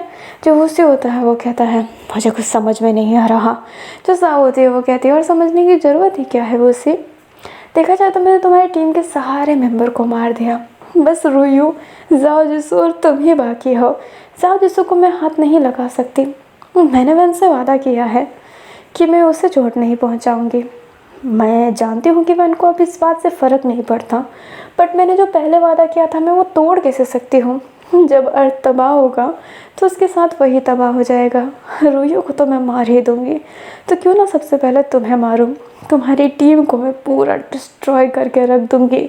जो अपना वूसी होता है वो पीछे की तरफ होता है एंड बाकी के जो पीपल्स होते हैं वो आगे लड़ने के लिए जाते हैं। वूसी अपने हाथ पे कपड़ा बंधवा रहा होता है ताकि ब्लड ज़्यादा ना हो बट साओ उनको बहुत ईजिली तरीके से मार दे रही होती है एंड कहती है उसके पास आकर डर रहे हो, फिक्र मत करो, मैं तुम्हें तिल तिल करके मारूंगी, एक तड़पती हुई मौत दूंगी तुमको। एंड ये कहते ही वो उसका गला पकड़ के नीचे पटक देती हैं। अभी ना हमें अपने ज़ेन्यान को ही दिखाया जाता है जो भाग भाग कर बस वैन केसिंग के कमरे को ही ढूंढ रहा होता है ताकि वो उससे मिल सके। अब शोर हो रहा है बाहर तो वैन केसिंग को भी तो पता चलेगा ही। वैन केसिंग बाहर जा ही रहा होता है तब तक फूमोंग आते हुए कहती है ज़ेन्यान छुपे रहो, तो बहुत शक्तिशाली हो, इसलिए रुयू तुम्हें मारने आया है। जो अपना वैन होता है वो कहता है रुयू मारने आए हैं। जो फूमोंग होती है वो कहती है हाँ वो तुम्हें मारने आए हैं ताकि तुम और ख़तरा ना बन सको, क्योंकि वो भी शायद जानते होंगे कि हमारे पास पावरफुल योद्धा तुम हो, तुम और साओ, जो कुछ भी हो जाए मरेंगे नहीं, कभी नहीं मरेंगे, इसलिए वो तुम्हें डिस्ट्रॉय करना चाहते हैं। दूर रहो, छुपे हुए रहो जिनियन, प्लीज़। मैं अपने बेटे को वापस नहीं इससे खो सकती। रुयो पहले भी तुमसे मुझे दूर कर चुका है और वो फिर से दूर करने आया है। प्लीज़ प्लीज़ बेटा सेफ़ रहो। जो जिनियन होता है वो कहता है वो मुझे छू भी नहीं सकते। जो अपना फुमंग होती है वो कहती है पर फिर भी प्लीज़ प्लीज़ सेव रखो। जो वैन होता है वो कहता है आप भी मेरे साथ रहिए। फुमंग जो होती है वो कहती है नहीं, मैं रानी हूँ, मुझे सब कुछ संभालना पड़ेगा, तुम अंदर रहना, ठीक है। शांति से उससे मिलने की कोशिश भी मत करना। जो फुमंग होती है वो हाँ में सिर हिलाती है एंड जो वैन होता है वो भी हाँ में सिर हिलाता है। फुमंग फिर वहाँ से चली जाती है और वैन केजिंग कमरे में ही बैठा था और तलवार को देख रहा होता है एंड वो सोच रहा होता है कि जाओ जिसु तो किसी से नहीं लड़ पा रहा होगा क्योंकि उसकी तलवार तो किसी के साथ मैच ही नहीं खाती। एंड हमें जाओ जिसु को दिखाया जाता है जो क्रिस्टल वाली जगह पे जाने के लिए कितने सारों को मारा होता है। उधर जो अपना रुयू होता है वो आगे की तरफ आ रहा होता है एंड वो सारी चीज़ों को बहुत बारीकी से समझ रहा होता है कि वो पहली बार कहाँ से वैन को ले गया था। वो सोच रहा होता है कि शायद उसी जगह पे फिर से वैन को रखा हुआ हो, बट वैन का कमरा तो अलग है। उस समय फुमंग के कमरे में रखा था और अब वैन को एक अलग कमरा मिला है। रुयू था ना जिसकी बहुत बुरी हालत हो गई थी क्योंकि वो फाइटर है बट इतना अच्छा नहीं है कि वो सब कुछ हैंडल कर ले। फर्स्ट टाइम वो बच के इसलिए निकला था क्योंकि साओ की वजह से वो जो पोर्टल था वो बहुत ज़्यादा उसके नियर हो गया था, बहुत पास में हो गया था, जिस वजह से वो अच्छे से कट पाया था। आसानी से आ भी गया, आसानी से चला भी गया, बट अब ऐसा नहीं है। उसे बहुत ज़्यादा तकलीफ़ हो रही होती है क्योंकि सब उसे ही मारने के लिए झुके पड़े हैं एंड वो अकेला है। वो नहीं कर पा रहा उतने अच्छे से फाइट, पर वो धीरे धीरे करते हुए सारे कमरों को जांच पड़ताल कर रहा होता है। वैन केजिंग जिसने कमरा नॉक नहीं किया था एंड रुयू देख पाता है कि वैन केजिंग वहाँ पर है। वो आगे की तरफ जाता है और उससे अब चला भी नहीं जा रहा, पूरा ब्लडी हो गया और बहुत पीछे इतने सारे एलियन को मार रखा है। ऐसा है कि वो आखिरी सांसों पे है। अभी जो अपना रुयू होता है वो आगे की तरफ जाते हुए कहता है वैन केजिंग, एंड ये कहते ही वो उसके बहुत करीब जाता है, बट वैन केजिंग फटाफट वो तलवार उठा लेता है एंड उसके पेट पर मार देता है। और जो रुयू था उसके पेट के आर पार वो चला गया होता है तलवार। अभी जो वैन होता है वो उसे ही घूर रहा होता है। जो रुयू होता है उसके मुंह से खून निकलने लगता है और पेट से तो निकल ही रहा था। सारे जो एलियन थे वो तो पीछे ही मरे पड़े थे। अभी जो अपना रुयू था वो बाद में हंसता है और थोड़ा और आगे आने की कोशिश करता है और उसके हाथ में तलवार तो था ही। जो वैन होता है वो कहता है जितना यूज़ करना था उतना कर लिया, हमें आपके काम नहीं आ रहा और आपके लिए एक खतरा हो तो आप मुझे मारना चाहते हैं। जो रुयू होता है वो अपना तलवार छोड़ते हुए कहता है बिल्कुल नहीं वैन, बिल्कुल नहीं। एंड ये कहते ही वो अपने तलवार को बहुत ज़्यादा पेट में डाल देता है ताकि वो वैन के करीब आ सके और उसे हग कर लेता है और कहता है मैं तो तुमसे इतना कहना चाहता था, मैं तुमसे बहुत ज़्यादा प्यार करता हूँ, बहुत ज़्यादा, मेरे बच्चे।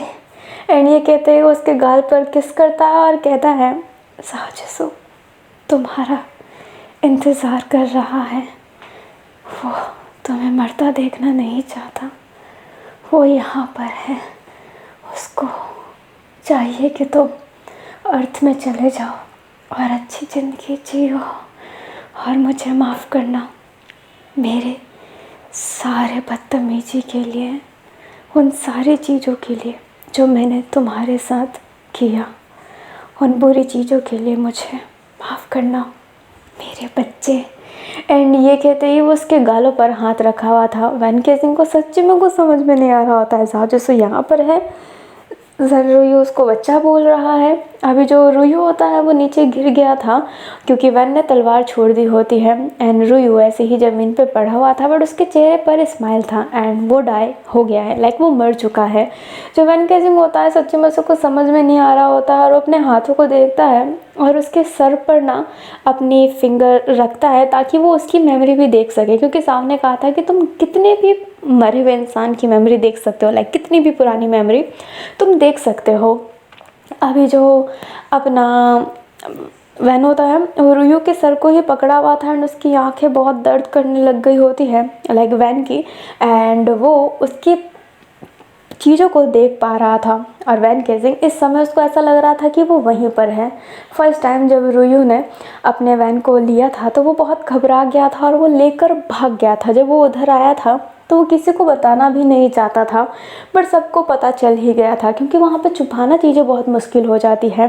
एंड रुयू जब भी उसका इलाज करता, लाइक उस पर एक्सपेरिमेंट करता, तो वो कितना रोता उसे वैन को दिखाई दे रहा था। बट गुओ मिंगमियांग के जाने के बाद वो जो रूड हुआ था उसे वो भी दिखाई दे रहा होता है। अभी मैं जितनी भी चीज़ बताऊंगी ना वो वैन केसिंग देख रहा होगा और उसे सारी सिचुएशन पता होगी। ये तब का सीन है जब अपना जो रुयू होता है उसने जाओ जिसू के पास से वैन को लाया होता है और वैन केसिंग की मेमोरी इरेज करने को कह रहे होते हैं। वैन जो होता है वो देख रहा होता है अभी, और रुयू जो था वो लीडर से कह रहा होता है हम किसी की मेमोरी इरेज कैसे कर सकते हैं, ये तो बहुत बुरी बात है, ये सारी यादें उसके काम आएगी। बट लीडर उन सब चीज़ों पर डिनाई ही कर रहे होते हैं। रुयू ने बहुत ज़्यादा स्ट्रगल किया था बट किसी ने एक्सेप्ट नहीं किया होता है। तो जो रुयू होता है उसे मेमोरी इरेज करना पड़ता है, बट वो फिर बाद में अपने वैन के कानों में कहने लगता है तुम्हारा नाम वैन केजिंग है, तुम जाओ जिसो नाम के लड़के से मिले जिसको तुम पसंद करते हो। वो इतना ही कहता है और चला जाता है, जिस वजह से जाओ के दिमाग मतलब वैन के दिमाग में वो जो थॉट थे ना वो रहते ही हैं। रुयू मेमोरी इरेज ज़रूर कर रहा था बट वो उसके दिमाग में वो चीज़ें डाल भी रहा था ताकि वैन अपना नाम ना भूले और जो नंबर है उसका वो नंबर को छोड़कर वो अपने नाम से ही प्रोनाउंस करे। वो कभी भी अपने आप को ना एक ब्यूटीफुल फादर नहीं प्रेजेंट करता था, एक कठोर साइंटिस्ट ही प्रेजेंट करता था। बट गुओ के जाने के बाद भी वैन को जब भी वो एक्सपेरिमेंट के लिए यूज़ करता तो उससे हर्ट होता। जो रुयू होता है वो लीडर से रिक्वेस्ट कर रहा होता है कि वैन केसिंग को वो सारी किताबें प्रोवाइड करवाए, मूवी एंड म्यूज़िक भी उसको प्रोवाइड करवाए। लीडर कहते हैं क्यों, तो अपना रुयू कहता है इससे इसका माइंड और वर्क करेगा। अभी बाई के फादर कह रहे होते हैं कि इससे उसका माइंड वर्क नहीं करेगा, बट रुयू जैसे तैसे मैनिपुलेट करके अपने वैन केसिंग को वो सब चीज़ प्रोवाइड करवाता है जो एक नॉर्मल बच्चे को चाहिए। जो अपना रुयू होता है जब वैन सो रहा होता है तो वो उसके सर पर हाथ फेर के लोरी गा रहा होता है, बहुत प्यार से हंसता है, उसके आंखों में आंसू था एंड वो कहता है अगर मेरा बच्चा होता तो वो तुम जितना तो नहीं होता पर मैं उसे ऐसे ही लोरी गाकर सुना रहा होता हूँ। वैन केसिंग मुझे माफ़ करना, मैं तुम्हारे लिए कुछ भी नहीं कर सकता पर मैं चाहता हूँ कि तुम एक नॉर्मल लाइफ जियो जैसे सारे बच्चे जीते हैं। मुझे तुम्हें यूज़ नहीं करना है पर मैं मजबूर हूँ, मैं चाहता हूँ कि वो तुम्हें सारी खुशियाँ मिले जो तुम डिज़र्व करते हो और मैं कुछ भी करके उस जाओ जिसू को ढूंढ कर रहूँगा। मैंने बहुत सारे जाओ जिसू ढूंढे पर वो तुम्हारा वाला जाओ जिसू नहीं है, उसकी मेमोरी भी इरेज कर दी गई होगी। बेशक मैं उसे ढूंढने की कोशिश कर रहा हूँ, चाहे मुझे लाखों जाओ जिसू के बीच से गुजरना पड़े पर मैं तुम्हारा वाला जाओ जिसू ढूंढ कर रहूँगा। एंड ये कहते ही वो स्माइल करता है। अभी जो अपना वैन था वो तो वैसे ही सो रहा होता है। काफ़ी समय बाद रुयू बहुत कोशिश करता है जाओ जिसू को ढूंढने की, बट जाओ जिसू बहुत सारे थे। वैन केजिंग वाला जाओ जिसू कौन है उसे पता ही नहीं चल रहा होता है, वहाँ से भी उसे डिटेल मिल नहीं रहा होता है क्योंकि लीडर को सारी डिटेल को ना हाइड कर रहे होते हैं। एंड रुयू मजबूर हो गया था क्योंकि वो ज़्यादा चीज़ों को तोड़ नहीं सकता है। एक जो लाइन क्रिएट की गई है वो उस बाउंड्री को क्रॉस नहीं कर सकता है, इसलिए वो उस बाउंड्री में ही रह रहा था। वैन केसिंग सारी चीज़ें देख रहा होता है, रुयू का वो प्यार, रुयू का वो दर्द जो वो करता था उसको ऐसा ना टॉर्चर करने के बाद उसने अपने लीडर के खिलाफ जाते हुए वैन की मेमोरी इरेज करने से जो मना किया था उसे वो भी दिखाई दे रहा था। जो जाओ जिसू को उसने सारी चीज़ें बताई उसे वो भी दिखाई दे रहा था, सारी चीज़ें वो देख रहा होता है। वैन के जाने के बाद वो कितना रोया था, कितना तड़प रहा था, वो ये भी देखता है और वो ये भी देखता है कि जाओ जिसू कैसे रो रहा था, कैसे वो कह रहा था कि मैं वैन के साथ मरना चाहता हूँ। वो सारी चीज़ें वो देख रहा होता है। एंड रुयू का जब वो पोर्टल में जा रहा होता है तो वो सिर्फ वैन के लिए ही जाना चाहता था एंड उसे वापस से एक नॉर्मल लाइफ प्रोवाइड करवाना चाहता था जो बहुत मुश्किल है, पर वो नहीं चाहता था कि वो यहाँ पर मर जाए। वो उनको उसकी तरह फील करवाना चाहता था। जो वैन होता है वो ये सारी मेमोरी देखता है, उसकी आंखों से अब ब्लड निकल रहे होते हैं एंड उसके दिल में बहुत ज़्यादा पेन हो रहा होता है। एंड रुयू की बॉडी ऐसे ही स्माइल करके पड़ी हुई थी एंड वो मर चुका है। अभी हमें अपनी साव को दिखाया जाता है जिसने वूसी को तो जैसे बहुत सारी हालत ख़राब कर दी हो और उसकी वजह से काफ़ी सारे इंसान वहाँ पर मर गए होते हैं। वूसी तो खड़ा भी नहीं हो पा रहा था और उसे सांस भी नहीं लिया जा रहा था। जो अपनी साव होती है उसके चेस्ट पर पाँव रखते हुए कहती है तुम गए। फिर बाद में बारी उस रुयू की एंड ये कहते ही वो स्माइल करती है। आगे जाती है तो ना लड़ाई की वजह से आग लग गया था एक जगह पे एंड वो ना थोड़ा आग से बचकर जाने की ही कोशिश कर रही होती है। उसी को ना वो लेटर याद आता है एंड उसे वो वर्ड याद आता है जो अपने लिखा गया था उसमें कि साव आग से अक्सर दूर ही रहा करती थी। हमें अपने वैन को दिखाया जाता है जो भाग रहा होता है उस क्रिस्टल के तरफ जहाँ पर जाओ जसू गया है अपने रुयू के कहने पर। जाओ जसू मतलब वैन जो होता है ना वहाँ पर भाग के जाता है तो देखता है कि जाओ जसू तो वहाँ पर है नहीं, आसपास पूरी जगह पे ब्लड फैला हुआ है बट अपना जाओ जसू वहाँ पर नहीं है। पर उसे क्रिस्टल के ऊपर ब्लड दिखाई देता है एंड वो सोचता है कि क्रिस्टल के ऊपर कौन चढ़ा है, इसलिए वो भी चढ़ जाता है क्रिस्टल के ऊपर एंड उस ब्लड को टच करता है तो उससे पता नहीं थोड़ा अजीब सा लगता है। वो उस क्रिस्टल को बहुत होल्ड किया हुआ था एंड उसका दिमाग ना बहुत दर्द करने लगता है, उसकी आंखें बंद होने लगती हैं एंड जैसे कि उसे कुछ मेमोरी दिखाई दे रही है, किसकी है पता नहीं बट उसे वो दिखाई दे रही है। और उसे दिखाई देता है कि इस क्रिस्टल के आसपास कितनी सारी मौतें हुई है, कितना कुछ हुआ है उसे दिखाई दे रहा होता है।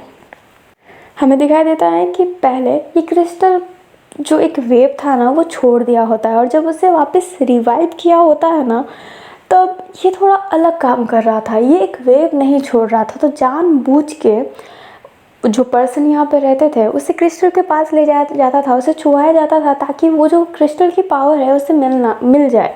बट वो जो पावर भी नहीं मिल रही थी तो क्रिस्टल के नीचे एक जगह बनाई गई है जहाँ पर वो पूरी शक्ति जैसे कलेक्ट होती है एंड वहाँ पर उन पर्सनों को रख दिया जाता था ज़बरदस्ती। और ना 0.1% चांस होते थे कि कोई किसी के पास पावर आ जाए, बाकी तो मॉन्स्टर बनने की ही चांसेस बहुत ज़्यादा होते थे। एंड वो फिर भी ये सब कर रहे थे किसके लिए? पावर। उन्हें पावर चाहिए था ताकि वो बाकी यूनिवर्स को तबाह कर सके और ख़ासकर अर्थ को एंड उनकी ऊर्जा ले सके।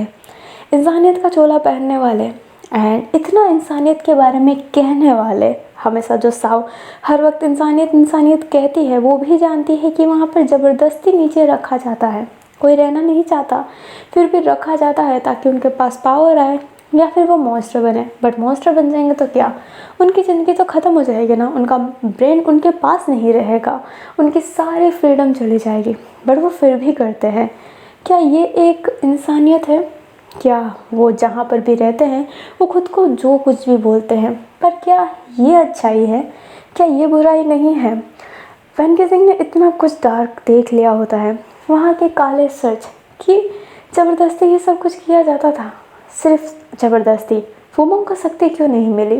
क्योंकि वो जो राजा था वो फुमोंग से बहुत प्यार करता था और वो नहीं चाहता था कि फुमोंग कभी मॉन्स्टर बने, इसलिए उसको नीचे रखा ही नहीं गया था, उसे उस तराजू में तोला ही नहीं गया। वैन गेजिंग एक लकी पर्सन था जिसके पास बचपन से ही शक्ति थी, नहीं तो साव को भी उस तराजू में तोला गया था।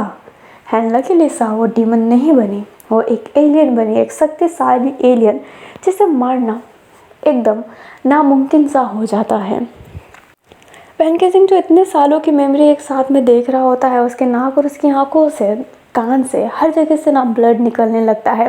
तभी वो प्रेजेंट की मेमोरी देखता है जहाँ पर वैन गेजिंग जो उसको तोड़ने वाला था क्रिस्टल को, बट उसको वहाँ पर स्टैब कर दिया जाता है पीछे से, जिस वजह से जाओ जसू का बहुत ब्लड निकल गया था और वो वहीं पर गिरा था। उस पर जो ब्लड अपने वैन गेजिंग ने छुआ है वो और किसी का नहीं, जाओ जसू का है। वैन गेजिंग होश में आता है और कहता है हाजो, एंड ये कहते ही वो भागने लगता है। वो हर जगह भाग रहा होता है और जाओ जसू को ढूंढ रहा होता है। और वो भागते भागते फुमोंग के पास जाता है और फुमोंग जो एक जगह पे खड़ी हुई थी एंड जैसे ही वो वैन को देखती है वो इशारा करती है कुछ छुपाने का। जो वैन होता है वो कहता है माँ जाओ जसू आया है, माँ जाओ जसू आया है। जो फुमोंग होती है वो कहती है तुम ठीक हो? इतने ब्लड क्यों निकल रहे हैं? जो वैन होता है उसे साफ़ करते हुए कहता है, माँ साहब जी सो आया है। जो वुमंग होती है वो कहती है, क्या सच? मैं उसे प्रोटेक्ट करने की कोशिश करूँगी। जो वैन होता है वो कहता है, उससे तलवार मारा गया है, उसे खून निकल रहा होगा माँ। जो वुमंग होती है वो कहती है, हाँ हम कोशिश करते हैं। पर तभी पीछे से आह की आवाज़ आती है एंड जो वैन होता है वो देखता है कि सिंहासन के पीछे से आवाज़ आई है। अभी जो वो पर्सन था जिसने आह की आवाज़ निकाली थी वो आगे आते हुए कहता है, ओह सॉरी, वो मैं पीछे से छुप कर बात सुन रहा था और मेरे पाँव मुड़ गए। जो वैन होता है वो उसी को देख रहा होता है जिसके पास ब्लड लगा हुआ था। जो वैन होता है वो कहता है, तुम्हारे हाथों में ब्लड क्यों निकला हुआ है?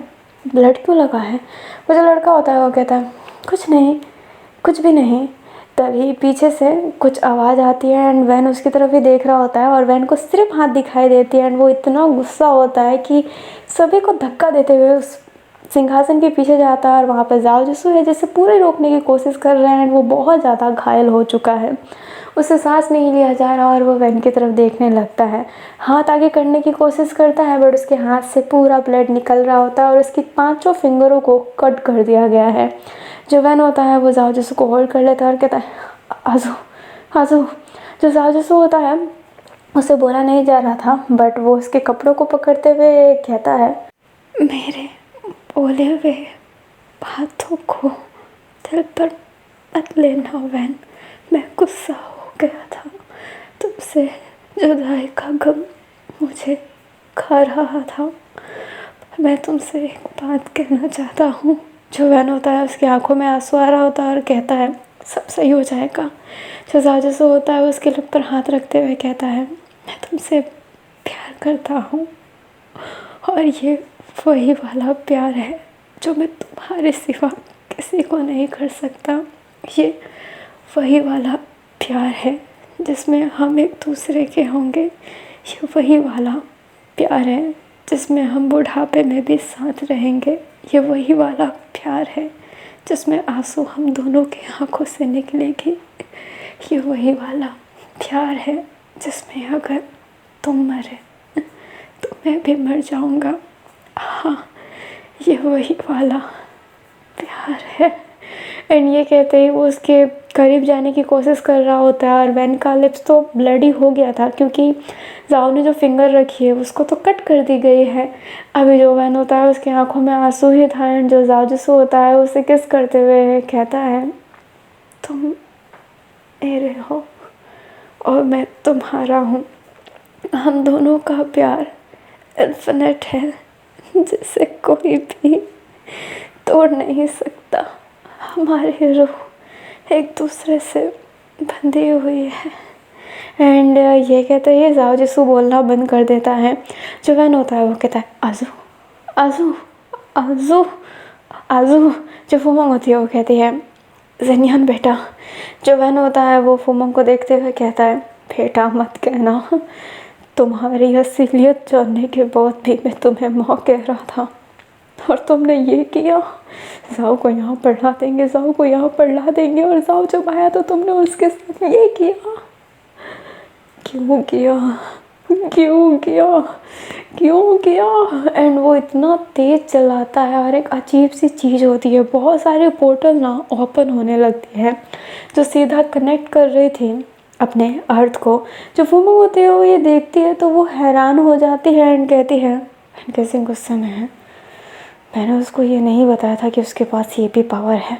मुझे जाना पड़ेगा, राजकुमारी फुमंग खतरे में होगी। साला जाओ जिसू वहाँ पे तो नहीं पहुँच गया। एंड ये कहते ही वो जाने की कोशिश करता है बट जो वूसी होता है वो उसके पाँव को पकड़ लेता है। जो अपनी साव होती है वो कहती है, तो यहाँ पर कैसे आया बे? जो अपना वूसी होता है वो कहता है, तुमने मेरे पूरे टीम को मार दिया और मैं तुम्हें जिंदा जाने दूँ। जो साओ होती है वो कहती है तो चाह कर भी मुझे नहीं मार सकता। एंड ये कहते ही वो उसके गले को पकड़ लेती है। जो वूसी होता है उसके सीने पर तलवार मारता है। एंड जो साओ होती है वो कहती है बचकानी हरकत है। जो वूसी होता है वो हंसते हुए उसको पीछे की तरफ पुश कर रहा होता है। एंड साओ को कुछ समझ में नहीं आता। जो वूसी होता है ना, वो अब आग का हल्का सा चिंगारी खुद पे लेता है और उसकी पूरी बॉडी जलने लगती है। साओ उससे दूर जाने की कोशिश कर रही थी बट वूसी जाने नहीं दे रहा था। साओ की बॉडी जल रही होती है और उसे तकलीफ़ हो रही होती है। जो वूसी होता है वो हंसता है। वो जान गया था कि जिंबे युआन ने ये क्यों कहा था, क्योंकि साओ सिर्फ और सिर्फ आग से जलकर मर सकती है। एंड वूसी ने खुद के शरीर पर एक ऐसा लिक्विड छिड़का जो उसके शरीर पर आग बहुत जल्दी पकड़ लेगा। एंड उसने साओ को पूरा ग्रैब कर रखा है। साओ की पूरी बॉडी जल रही है एंड वो उसे छोड़ ही नहीं रहा है। वो मर रहा है बट वो उसको मार कर मर रहा है। एंड साओ, जिसने सोचा नहीं था कि वो मरेगी भी तो इतने कमज़ोर इंसान के हाथों, इतना लाइक उस टीम का सबसे कमज़ोर पर्सन के हाथों वो मर रही है। इससे ज़्यादा डिसरिस्पेक्ट चीज़ उसके लिए कुछ भी नहीं था। कहानी अपने वैन पर आती है। जो इंसान नहीं लग रहा था, एक रियल मॉन्स्टर लग रहा था। उसकी छोटे छोटे हॉर्न्स एंड उसके कलर रेड हो गए होते हैं। जो वुमन होती है वो कहती है शांत हो जाओ, शांत हो जाओ। जो अपना वैन होता है वो कहता है अगर तुम्हें इतनी ही परवाह है तो आखिरकार तुम उस क्रिस्टल के नीचे क्यों नहीं बैठी। तुम्हारे माँ बाप दोनों के दोनों एक मॉन्स्टर थे ना, उनके पास बेहिसाब शक्ति थी, इसलिए तुम्हें भी ये शक्ति मिली। नहीं तो तुमने तो वो क्रिस्टल का जंग नहीं जीता, उसके तराजू में तुम नहीं बैठी। क्यों नहीं बैठी? क्योंकि तुम्हें मरना नहीं था। तुम जानती थी कि तुम इस नॉर्मल शक्ति के साथ आगे तक बढ़ सकती हो। तुम्हारे पति ने भी जाने नहीं दिया क्योंकि तुम एक मॉन्स्टर बन जाती। तुमने बाकियों की ज़िंदगी के साथ खेला और तुम इंसानों को गलत कहती हो, उनकी शक्तियाँ लेना चाहती हो खुद की दुनिया बसाने के लिए। तुमने जाओ जिसू को मार डाला। जो फुमा होती है वो अपने बेटे के गाल पर हाथ रखते हुए कहती है सनियान, मैं तुम्हारी माँ हूँ। जो अपना वैन होता है वो उसका गला पकड़ते हुए कहता है वो माँ जिसने अपने बच्चे का ही प्यार छीन लिया। तुम सिर्फ और सिर्फ मेरे साथ खेल रही थी ना।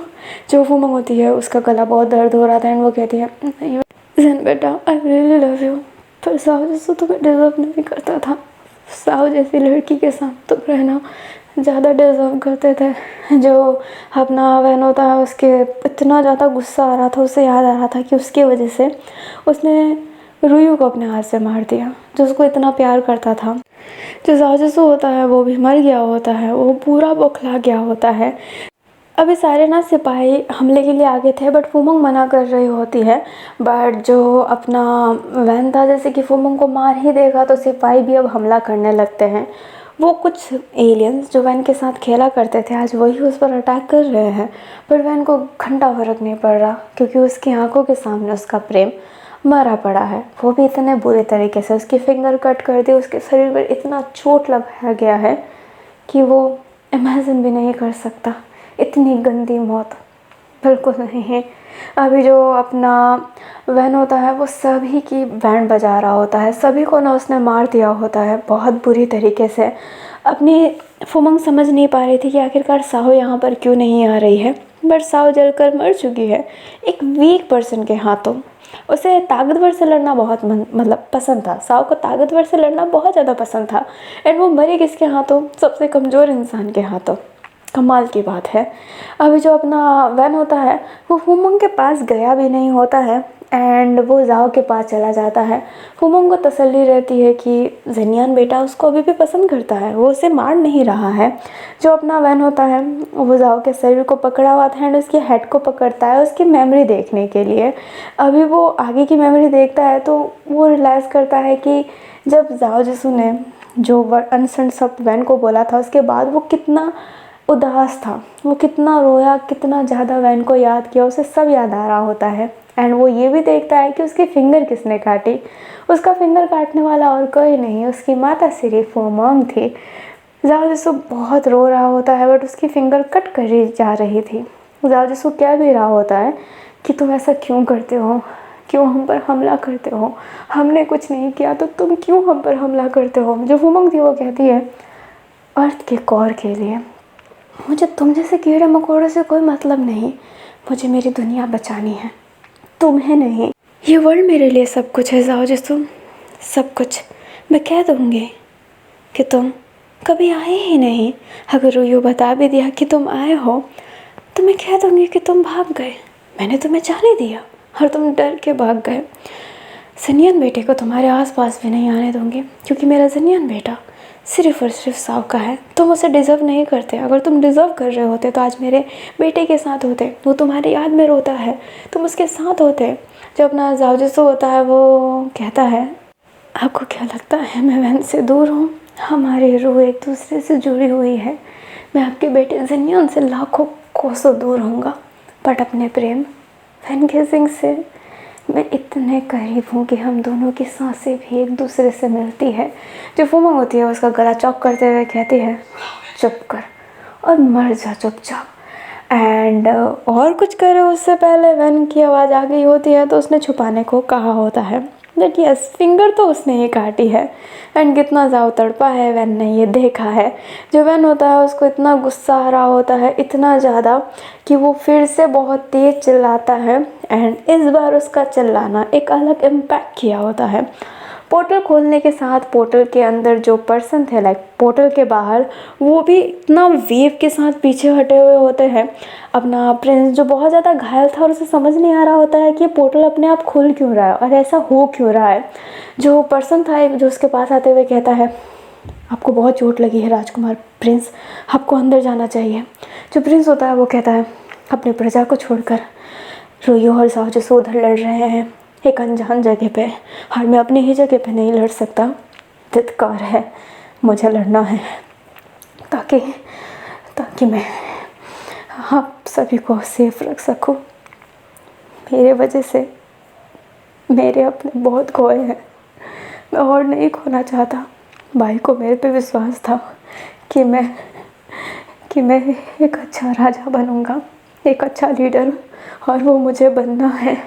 अभी जो प्रिंस होता है उसे अपना भाई दिखाई दे रहा होता है जो साइड में स्माइल कर रहा हो। जो प्रिंस होता है वो कहता है, तुम मेरे बहुत अच्छे दोस्त थे, मेरे भाई, मेरे दोस्त, तुम सब थे। एंड ये कहते ही वो आगे अटैक के लिए जाता है। एंड प्रिंस की सच्ची में हालत बहुत ख़राब है, इतनी कि वो मर सकता है, पर वो रुक नहीं रहा है क्योंकि वो कुछ तो करना चाहता है। हमें वैन को वापस दिखाया जाता है जो आग के पीछे घिरा पड़ा था, क्योंकि उसके चिल्लाने से आग लग गई होती है। वो जाओ की बॉडी को छोड़कर आगे की तरफ जाता है। जो फुमंग होती है वो कहती है, जनियन बेटा। जो अपना वैन होता है उसको कुछ समझ में नहीं आ रहा था, वो अपने हाथ को देखता है और अपनी साव जैसे अपने हाथों से कुछ भी क्रिएट कर लेती है ना, वैसे ही वो अपने हाथ से एक चाकू बनाता है, फुमंग का हाथ पकड़ लेता है। बट फुमंग छुड़ाने की कोशिश कर रही थी, बट वैन अपनी जो नीज़ होती है वो उसके हाथों पर रख कर उसकी सारे फिंगर एक साथ में कट कर देता है। फुमंग बहुत रो रही होती है। जो वैन होता है फिर बाद में उसके पेट पे ना वही तलवार, लाइक वो जो नाइफ उसने क्रिएट की थी अपने हाथ से, वो गड़ाने लगता है। वैन की आंखों में ब्लड जम रहा था, उससे कुछ फ़र्क नहीं पड़ रहा था कि सामने वाली पर्सन कौन है। वो बहुत ब्रूटल तरीके से मार रहा होता है एंड कह रहा होता है, मेरे आज़ू को क्यों मारा। एंड वो बहुत ज़्यादा डिमोनिक वॉइस बोल रहा था। अभी जो फुमंग होती है वो कुछ बोल भी नहीं पाती है, इतनी ब्लीडिंग की वजह से उसकी जान जा रही होती है। बट वैन उसे प्रॉपर तरीके से नहीं मारता है और कहता है, तुम्हें बहुत प्यार है ना अपने इस यूनिवर्स से, अपने इस प्लैनेट से, तबाह कर दूंगा सब कुछ। अभी जो फुमंग होती है वो कहती, नहीं तुम ये नहीं कर सकते सन्यान, तुम ये नहीं कर सकते। और जो फुमंग होती है वो उठने की कोशिश करती है, बट वैन गेजिंग उसके पाँव को तोड़ देता है। जाओ जिसू के पास जाता है, उसकी बॉडी को ग्रैब करते हुए उठा कर ले जा रहा होता है। एंड जहाँ उसको ना ले जाता है उस क्रिस्टल के पास। एंड फुमंग घसीट के उसके पास जाने की कोशिश कर रही थी, बट वो इवन उठ भी नहीं पा रही थी। वैन गेजिंग के पास कोई भी आ रहा था उसे रोकने के लिए, तो वो साव की तरह अपने टेंटिकल्स निकालते हुए उन सबको मार दे रहा होता है। जो अपना जाओ जिसू होता है उसकी लाश को वो क्रिस्टल के ऊपर तक ले जाता है, उसके चेहरे पर हाथ रखते हुए कहता है, तुमसे प्रेम करता हूँ, इसलिए अगर तुम मरो तो मैं भी मर जाऊँ। एंड ये कहते हैं वो उसके सिर पर हाथ रखता है और अपने हाथों को एक वेपन में क्रिएट करता है और ज़ाओ जिसू को देखते हुए स्माइल करते हुए उस क्रिस्टल के अंदर उस अपने हाथ को बहुत ज़्यादा डाल रहा होता है ताकि वो क्रिस्टल ब्रोक हो। एंड वैन सिर्फ ज़ाओ को ही देख रहा होता और पागलों की तरह बस मारा जा रहा था। एंड फाइनली वो क्रिस्टल जो थी ना वो हल्की हल्की ब्रोक होने लगती है, वो टूट रही होती है और जो अपना वैन होता है वो अपने जो ज़ाओ जिसू था उसे हग कर लिया होता है।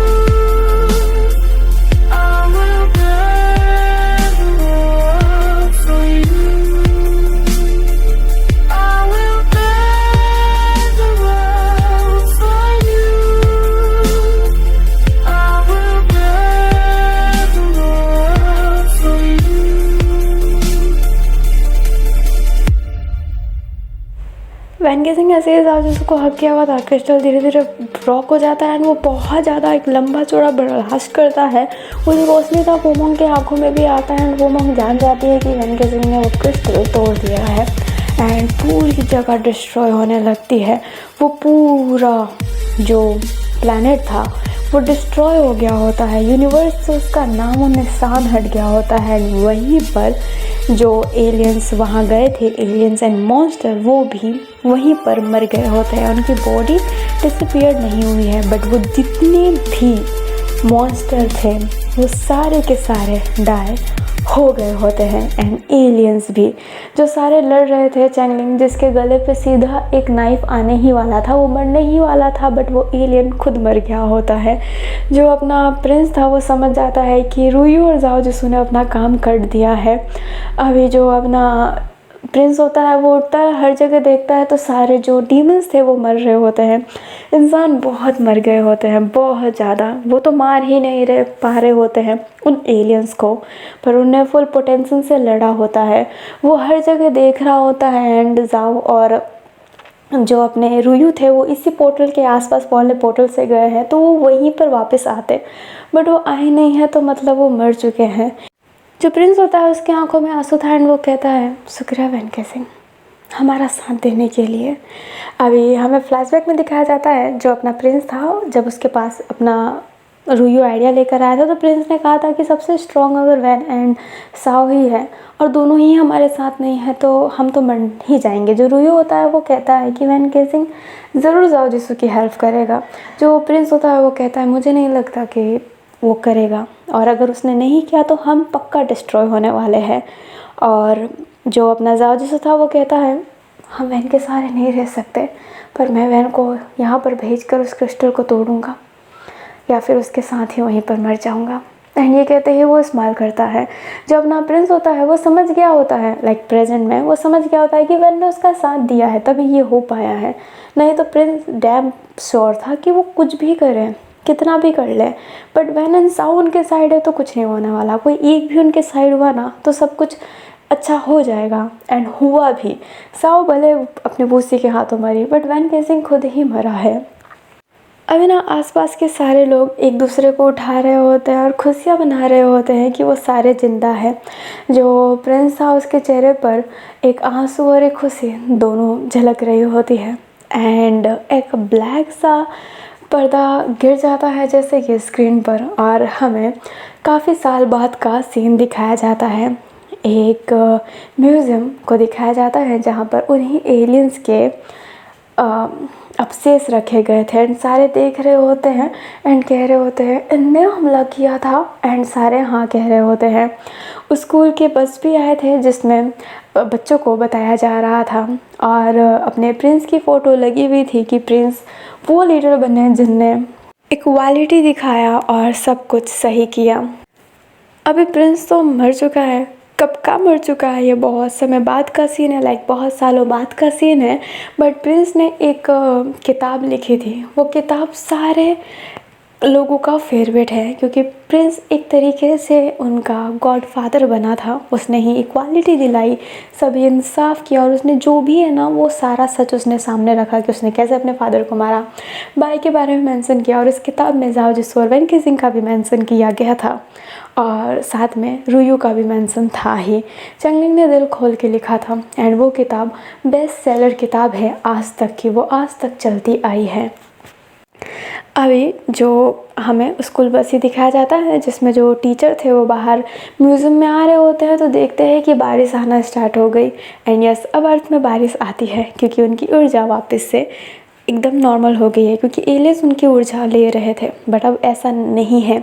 एलियंस को रोकने के लिए वो अर्थ की ऊर्जा यूज़ भी करते थे, बट अब ऐसा कुछ नहीं है। एलियंस यहाँ पे नहीं आने वाले, बट बहुत सारे साइंटिस्ट प्रयोग किए गए हैं, जिस वजह से अगर बाई चांस कभी और एलियन अटैक हुआ तो वो इस क्रिटिकल सिचुएशन में ना फंसे। अभी हमें दो बच्चों को दिखाया जाता है जो ऐसे हाथों को ना फोल्ड किए हुए खड़े थे, एंड एक दूसरे को घूर के देख रहे होते हैं। लड़का जो होता है वो कहता है, ऐसे क्या घूर रहे हो? जो लड़की होती है वो कहती है, नकचढ़े इंसान। जो वो लड़का होता है वो कहता है, नकचढ़ा? तुम कौन हो? नकचड़ी? मैं तो सोच नहीं रहा हूँ तुम उस म्यूज़ियम में क्यों हो, तुम वहीं पे खड़ी हो जाओ, वो एलियन की जगह तुम होनी चाहिए, सबसे बड़ी एलियन। जो लड़की होती है वो कहती है, खुद को क्या समझ रखा है साले मॉन्स्टर। अभी साला साली होने लग गए थे, तब जो टीचर होती है वो कहती है, चुप करो, क्या बदतमीजी है, गुजन कावेनिंग, सट आप। जो अपनी गुजन और कावेनिंग होते हैं वो मुंह फुला लेते हैं और एक दूसरे को देख रहे होते हैं। जो अपनी एक लड़की होती है वो हंसते हुए कहती है तो जो गुजन होती है वो कहती है, चुड़ैल जैसी क्यों हंस रही है?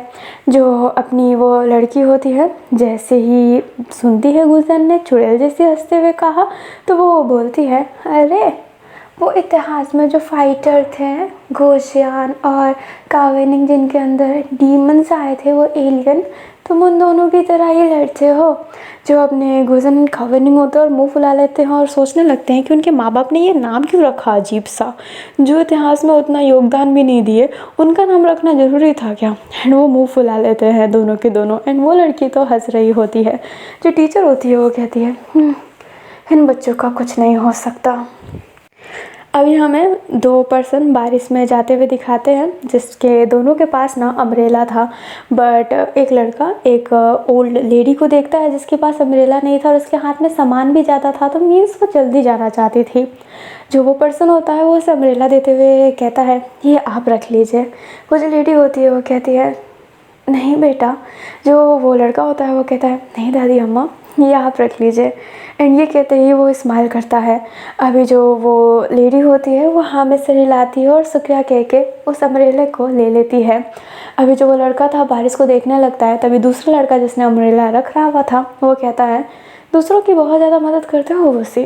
जो वुसी होता है वो स्माइल करते हुए कहता है, क्योंकि मुझे पता है तुम मेरी हमेशा मदद करोगे जिंगबे युवान। जो जिंगबे युवान होता है वो कहता है, ठीक है चलो। अब जो वुसी होता है वो उस अम्ब्रेला को पकड़ते हुए कहता है, ऐसे कॉलेज में पढ़ाई में थोड़ी हेल्प कर दो। जो जिंगबे युवान होता है वो कहता है, स्कूल में भी मेरे से हेल्प, कॉलेज में भी मेरे से हेल्प। जो वुसी होता है वो कहता है, तो मेरा बहुत अच्छा दोस्त है ना, प्लीज़ हेल्प कर दे। एंड ये कहते ही वो उसके पेट पे मारने लगता है। एंड जो जिंगबे युवान होता है वो कहता है, ठीक है चल। एंड ये कहते ही उसके सर पर हाथ रखा हुआ था। एंड जो अपना वुसी होता है वो स्माइल करके उसके साथ जा रहा होता है। अभी हमें एक होटल का सीन दिखाया जाता है, जहाँ पर दो ब्यूटीफुल लेडी बैठी हुई थी और हाथों को क्रॉस की हुई थी। एक लड़का आते हुए कहता है, माफ़ करना मैं लेट हो गया, तुम क्या अर्जेंट बात करना चाहती थी? अभी जो एक लड़की थी वो शांत थी, जो दूसरी लड़की होती है वो कहती है, हिम्मत कैसे हुई तेरी? जो वो लड़का होता है वो कहता है, किनकियान, मैंने क्या किया? जो किनकियान होती है वो कहती है, तू रुयू, हिम्मत कैसे हुई? जो अपना रुयू होता है वो कहता है, गुओ मिंगमियांग, ये किनकियान क्या कह रही है? जो गुओ होती है वो कहती है, वो बस। जो किनकियान होती है उसके कॉलर को पकड़ते हुए कहती है, तूने मेरी फ्रेंड को प्रेग्नेंट कर दिया और तू कह रहा है कि मैं क्या कह रही हूँ, कमीने। जो रुयू होता है वो कहता है, मिंगमियांग तुम प्रेग्नेंट हो? जो अपनी किनकियान होती है वो कहती है, तो नहीं तो क्या, बोलो। जो रुयू होता है वो स्माइल करते हुए उसके पास जाते हुए कहता है, तुम सच्ची में प्रेग्नेंट हो? मुझे यकीन नहीं हो रहा, हम फटाफट शादी कर लेते हैं, मुझे इस बेबी को अपने नाम देना है। जो गुहू होती है वो कहती है, तुम अब अबॉर्ट करवाने का नहीं कहोगे? जो अपना रुजू होता है वो कहता है छी मैं ऐसे क्यों कहूँगा, ये बेबी तो मेरा है, मैं इसे अबॉर्ट करवाने को क्यों कहूँगा, बिल्कुल नहीं। एंड ये कहते ही वो उसके पेट पर अपना कान रख लेता है कि इनके गुस्सा ही नहीं कर पाती और कहती है पर फिर भी बिना शादी की मेरी फ्रेंड को प्रेग्नेंट किया कमीने। एंड ये कहते ही वो उसके सर पर मारने लगती है। एंड रुयो कहता है कि इनके यार मारो मत। जो गुफो होती है वो स्माइल करने लगती है अपने दोनों फ्रेंडों को देखकर। अभी इन लोगों का तमाशा ना पास में बैठा हुआ एक शख्स देख रहा होता है और कहता है कैसे ये अजीब से लोग हैं। तभी वहाँ पर एक लड़का आते हुए कहता है भाई स्कूल के लिए लेट नहीं हो रहा है? जो भाई होता है वो कहता है हाँ हाई स्कूल एग्ज़ाम, स्कूल के लिए लेट, हमें स्कूल में स्टडी करनी थी। जो वो लड़का होता है वो कहता है हाँ पूरा डिटेल किसे दे रहा है, पता है हमें स्कूल में स्टडी करनी है एग्ज़ाम के लिए, चल तू। जो भाई होता है वो कहता है हाँ मैं आ रहा हूँ। एंड ये कहते ही वो फटाफट बैग लेकर जाने लगता है और कहता है थैंक यू यार रोंगजवान, नहीं तो मुझे याद ही नहीं रहता। जो रोंगजवान होता है वो कहता है चल बे। जो भाई होता है वो कहता है हाँ चल रहा हूँ ना। एंड ये कहते ही वो जाता है तो सामने प्रिंस की फ़ोटो लगी हुई थी। एंड प्रिंस की फ़ोटो ऑलमोस्ट लोग लगा के रखते हैं। भाई प्रिंस को देखता है एंड फिर बाद में अपने रोंगजवान के साथ जाने लगता है। एक वॉइस ओवर आती है जो कहती है जिनकी चाहे लाख तकलीफ़ थे पर फिर बाद में हमें खुशियाँ दे ही देती है ना। दूसरी वॉइस कहती है मैंने तुमसे वही वाला प्यार किया जो तुमने कहा था मर जाने वाला। जो वो दूसरा लड़का मतलब जो दूसरी वॉइस होती है वो कहती है हाँ हम दोनों मर भी जाएं पर हमारी रूह दोनों साथ में कहते हैं एक है और हम कभी अलग नहीं होंगे। हमें 2 स्टार दिखाया जाता है जो बारिश के जाने के बाद आया होता है। जो अपनी गुजन होती है और काविनिंग जो होते हैं वो कहते हैं वो स्टार चमका क्या, वो स्टार चमका क्या। जो टीचर होती है वो कहती है दिन में स्टार कैसे चमकेगा, क्या पागल हो चुके हो क्या। बट काविनिंग और गुजन को 2 स्टार दिखा था एंड वो ऐसे ही हैरानी से देख रहे होते हैं कि ये 2 स्टार कैसा। एंड ये कहानी इतनी ही थी। इन्फिनिट आज ख़त्म होता है एंड आई होप आपको इन्फिनिट स्टोरी अच्छी लगी हो। ये स्टोरी मैंने डार्लिंग इन द फ्रांस देखकर सोची थी एंड काफ़ी लोग कॉपी कह सकते हैं बट मैं अभी भी खुद को एक इंस्पायर ही कहूँगी। नवंबर में फाइनली मैंने इसे ख़त्म किया।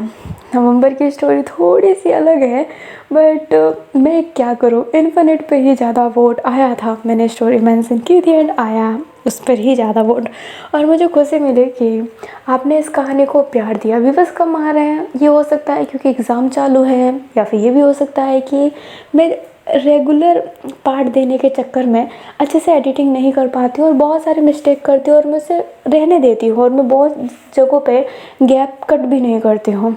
इस वजह से शायद एडिटिंग अच्छी नहीं है, कहानी में उतना दम नहीं है कि व्यूअर्स नहीं आ रहे हैं। बट मुझे पर्सनल कमेंट आए हैं कि इन्फिनिट और अपना जो अलाइव है दोनों ही अलग स्टोरी है, उनको अच्छा लग रहा है।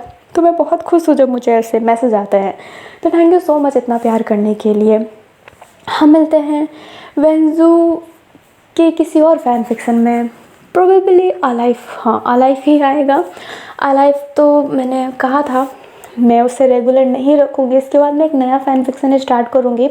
उसका पार्ट ना वीक में आएगा, रेगुलर नहीं आने वाला है क्योंकि उसकी रिकॉर्डिंग करना टू हार्ड फॉर मी। कितनी बार कहूँ समझ में नहीं आता। कहानी कैसी लगी है ना, मैं फिर से कह रही हूँ कैसी लगी है बता दीजिएगा, अच्छी बुरी जो भी है बता दीजिएगा मुझे। एंड फाइनली लास्ट वाला song I burn this world for you मैंने यूज़ कर लिया। मैंने उसे लास्ट के लिए जनरेट करवाया था और मैंने यूज़ कर लिया। तो चलो मैं अपनी इस ब्राइटनेस को, इतनी हैप्पीनेस को अलविदा करती हूँ एंड आप सभी को भी अलविदा करती हूँ। वीडियो अच्छा लगा हो तो लाइक कर दीजिएगा, चैनल पर नए हो तो चैनल को सब्सक्राइब कर दीजिएगा एंड हमारा ये इन्फिनिट का सफ़र यहीं पर ख़त्म होता है। Thank you so much.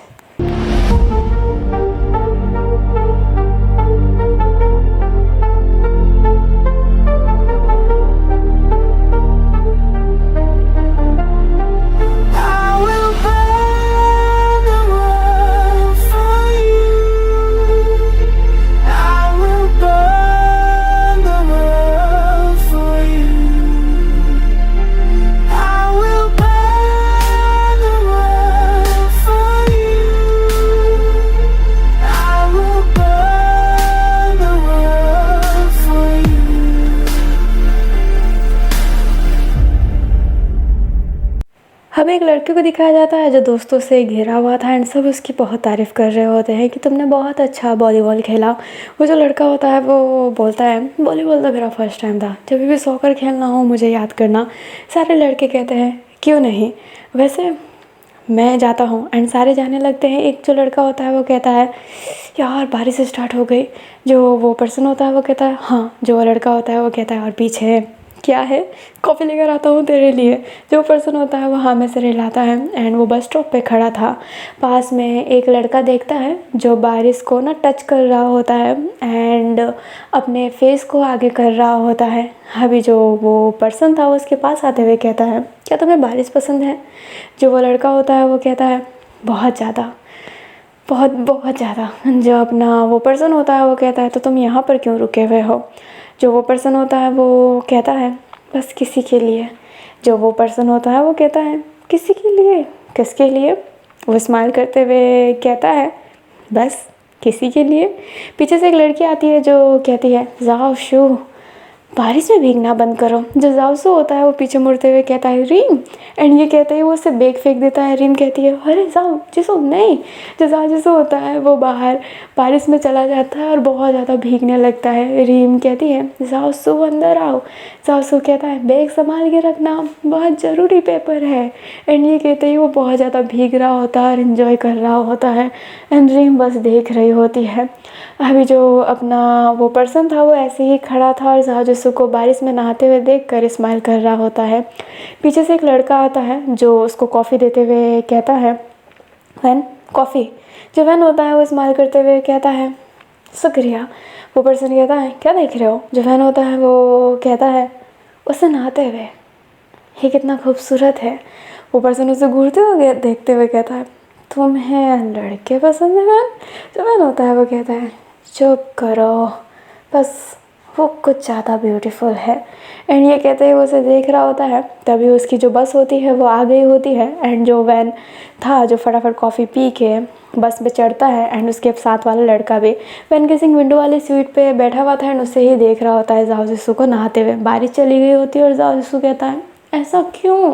जो रीम होती है उसके पास आते हुए कहती है क्योंकि तुझे तेरा काम करना है। जो जाजिसो होता है वो कहता है तुम्हें तुम्हारे तारे पसंद है, मैंने कुछ कहा।